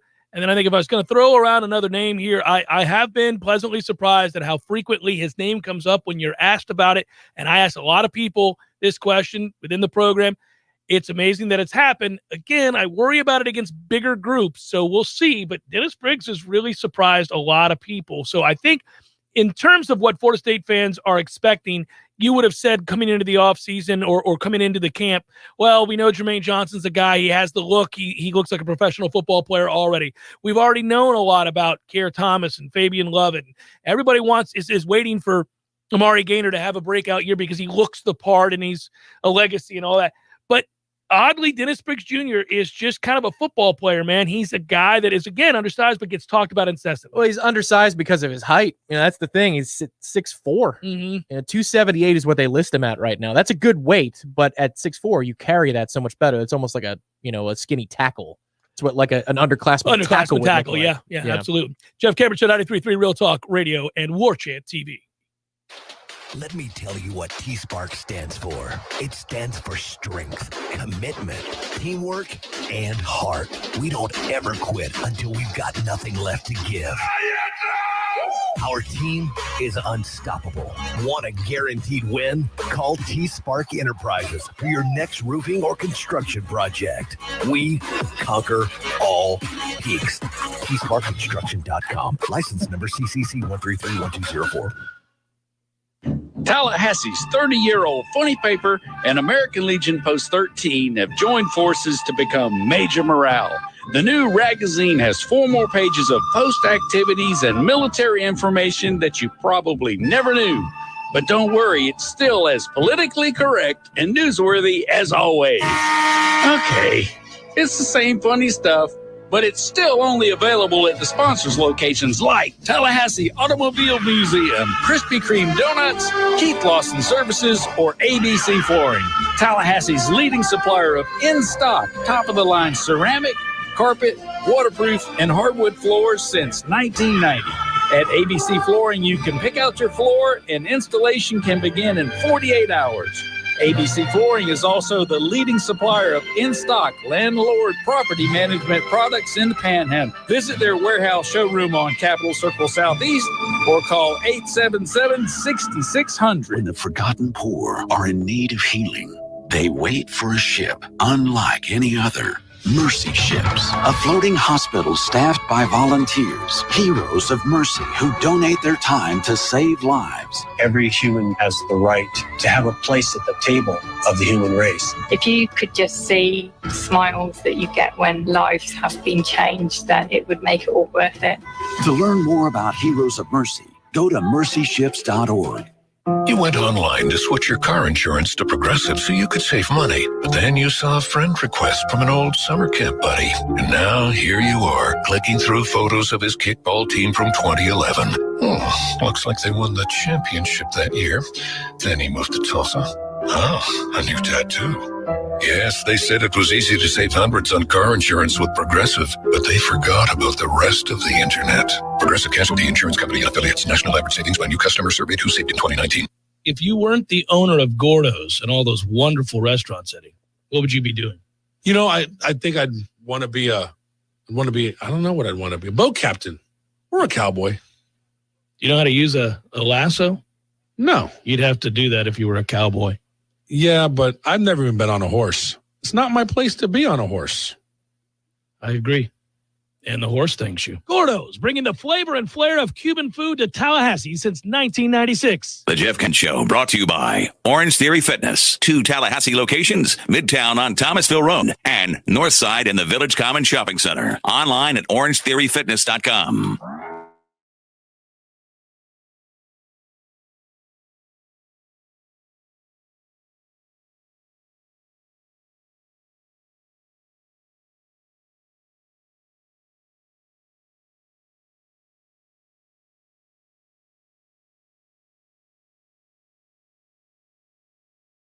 And go Noles indeed. If he's watching on YouTube, we just gave you a shout out, sir. The music was playing. So thank you for watching us. And obviously, good luck to your son this year. Hope he stays healthy and he's productive. Yes. I hope he's productive too. I hope he has come on, what are we here for? We want to see fireworks. We want to see fireworks, man. He's one of the guys who can give us the fireworks. So hopefully he's put in a position. That is correct. Probables brought to you by North Florida Payroll Services, locally owned for nearly 15 years, offering payroll and HR services, including full online applicant onboarding and integration into payroll. Save your company money and headaches today. Head to northfloridapayroll.com. It's time for, how you say, with the pitching, probables? They're in the bottom of the third in Detroit. Comerica Ballpark. Nice place to see a ball game. I've been there a couple times. Is it now? Yeah, it is. Pretty nice place to see. All right. Bailey Ober and Casey Mize. That game is 1-0 Detroit in the third. Cardinals, Reds tonight. John Lester, Luis Castillo. Phillies, Nats, Zach Wheeler, Josiah Gray. Orioles, Blue Jays. That's Chris Ellis and Robbie Ray. Hey! Robbie Ray's had himself on a year. Monday.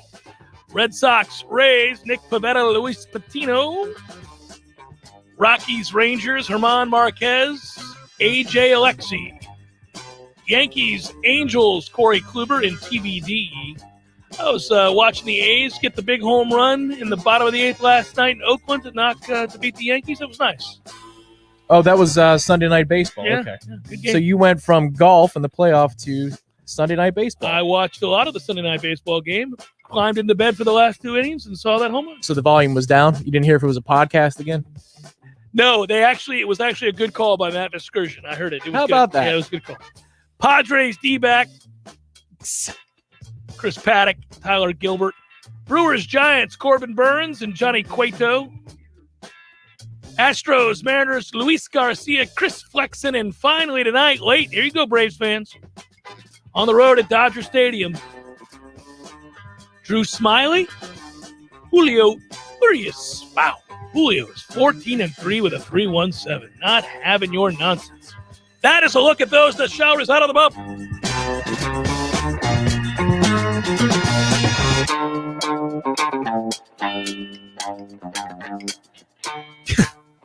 Thank you, Michael. Yes, at least the Little League World Series is over. Yes, that is true. That's a good point. It is a good point. We've got trench talk. Little trench talk tonight at 6:30, I do believe, on Warchant TV. 6 o'clock, top of the hour. It's not 6:30 at all. It's 6 o'clock on Warchant.com, Warchant TV. Devontae Love Taylor, insightful. I'm sure he's excited. Imagine the players this week. I did think about that. Players have got to be this. That's the problem with a Sunday game. Let's go.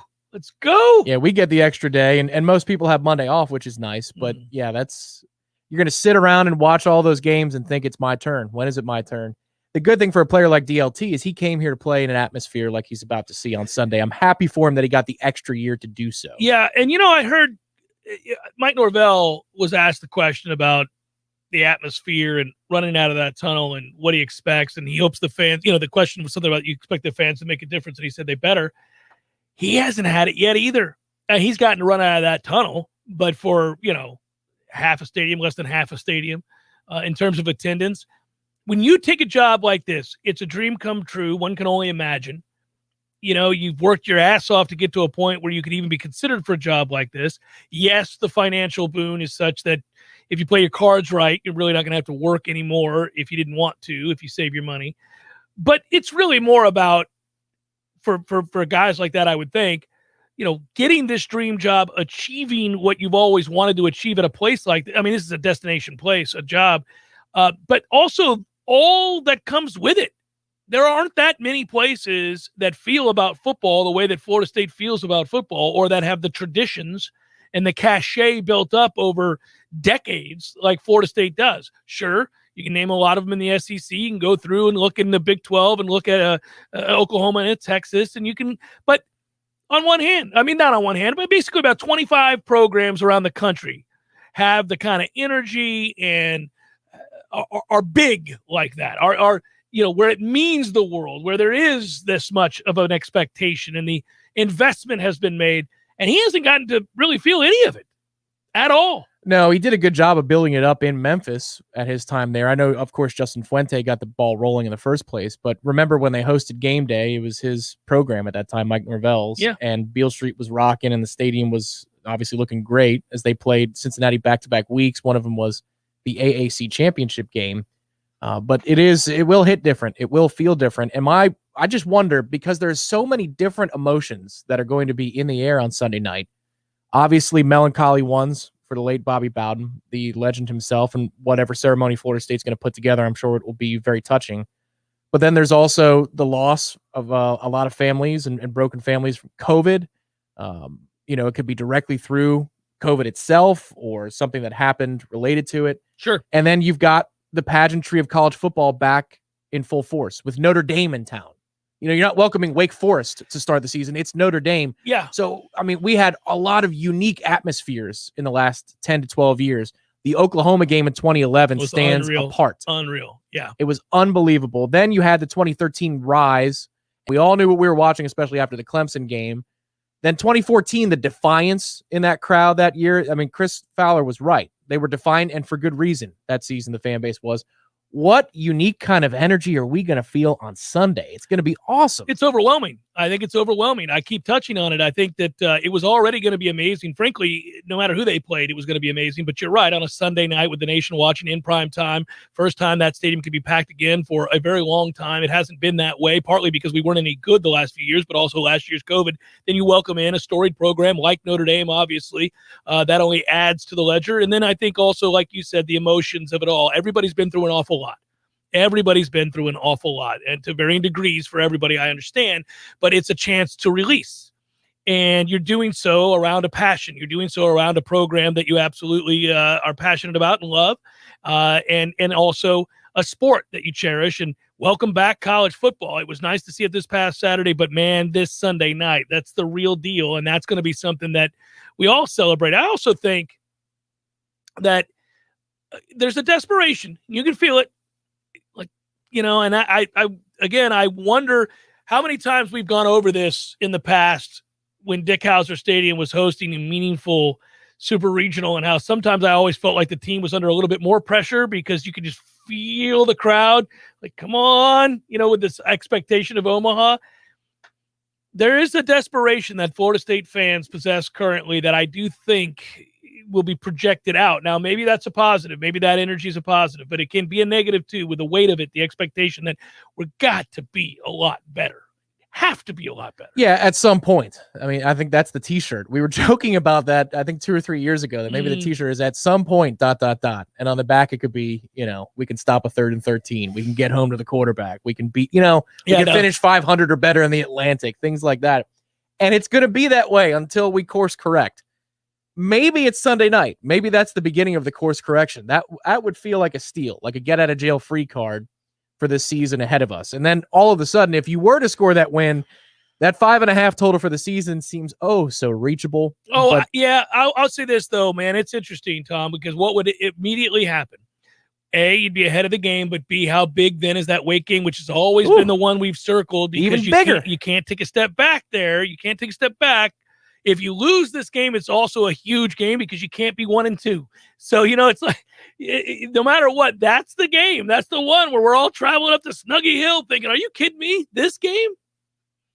The result of this game makes the weight of that game, no matter which way it goes, very, very big. What makes me nervous about this particular game, and I hear you, it's amazing how Wake Forest is the independent variable in the first 3 games of the schedule. Like, it should be Notre Dame. it should be, and Wake should be the afterthought. But this is where we are.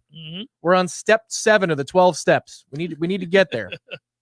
But the thing I think about this weekend, what makes me nervous about this weekend, is if you score the upset with all those kids here, official visitors and kids that are taking unofficial, you have taken a massive leap towards being able to lock down this next class. If you were able to do it, and the crowd was engaged in that atmosphere was that way. I don't think that makes me nervous, though. That makes me excited and thinking that, here you go, guys. You may have just cemented it. Well, that's where I go. Come on. Yeah. One time. Yeah, you're desperate. One time. That's the desperation I'm talking about. Good job, Tom. Good job, Matthew. Thanks to all of you. Thanks to Ira as well. We'll talk to you again tomorrow. Be good. Peace.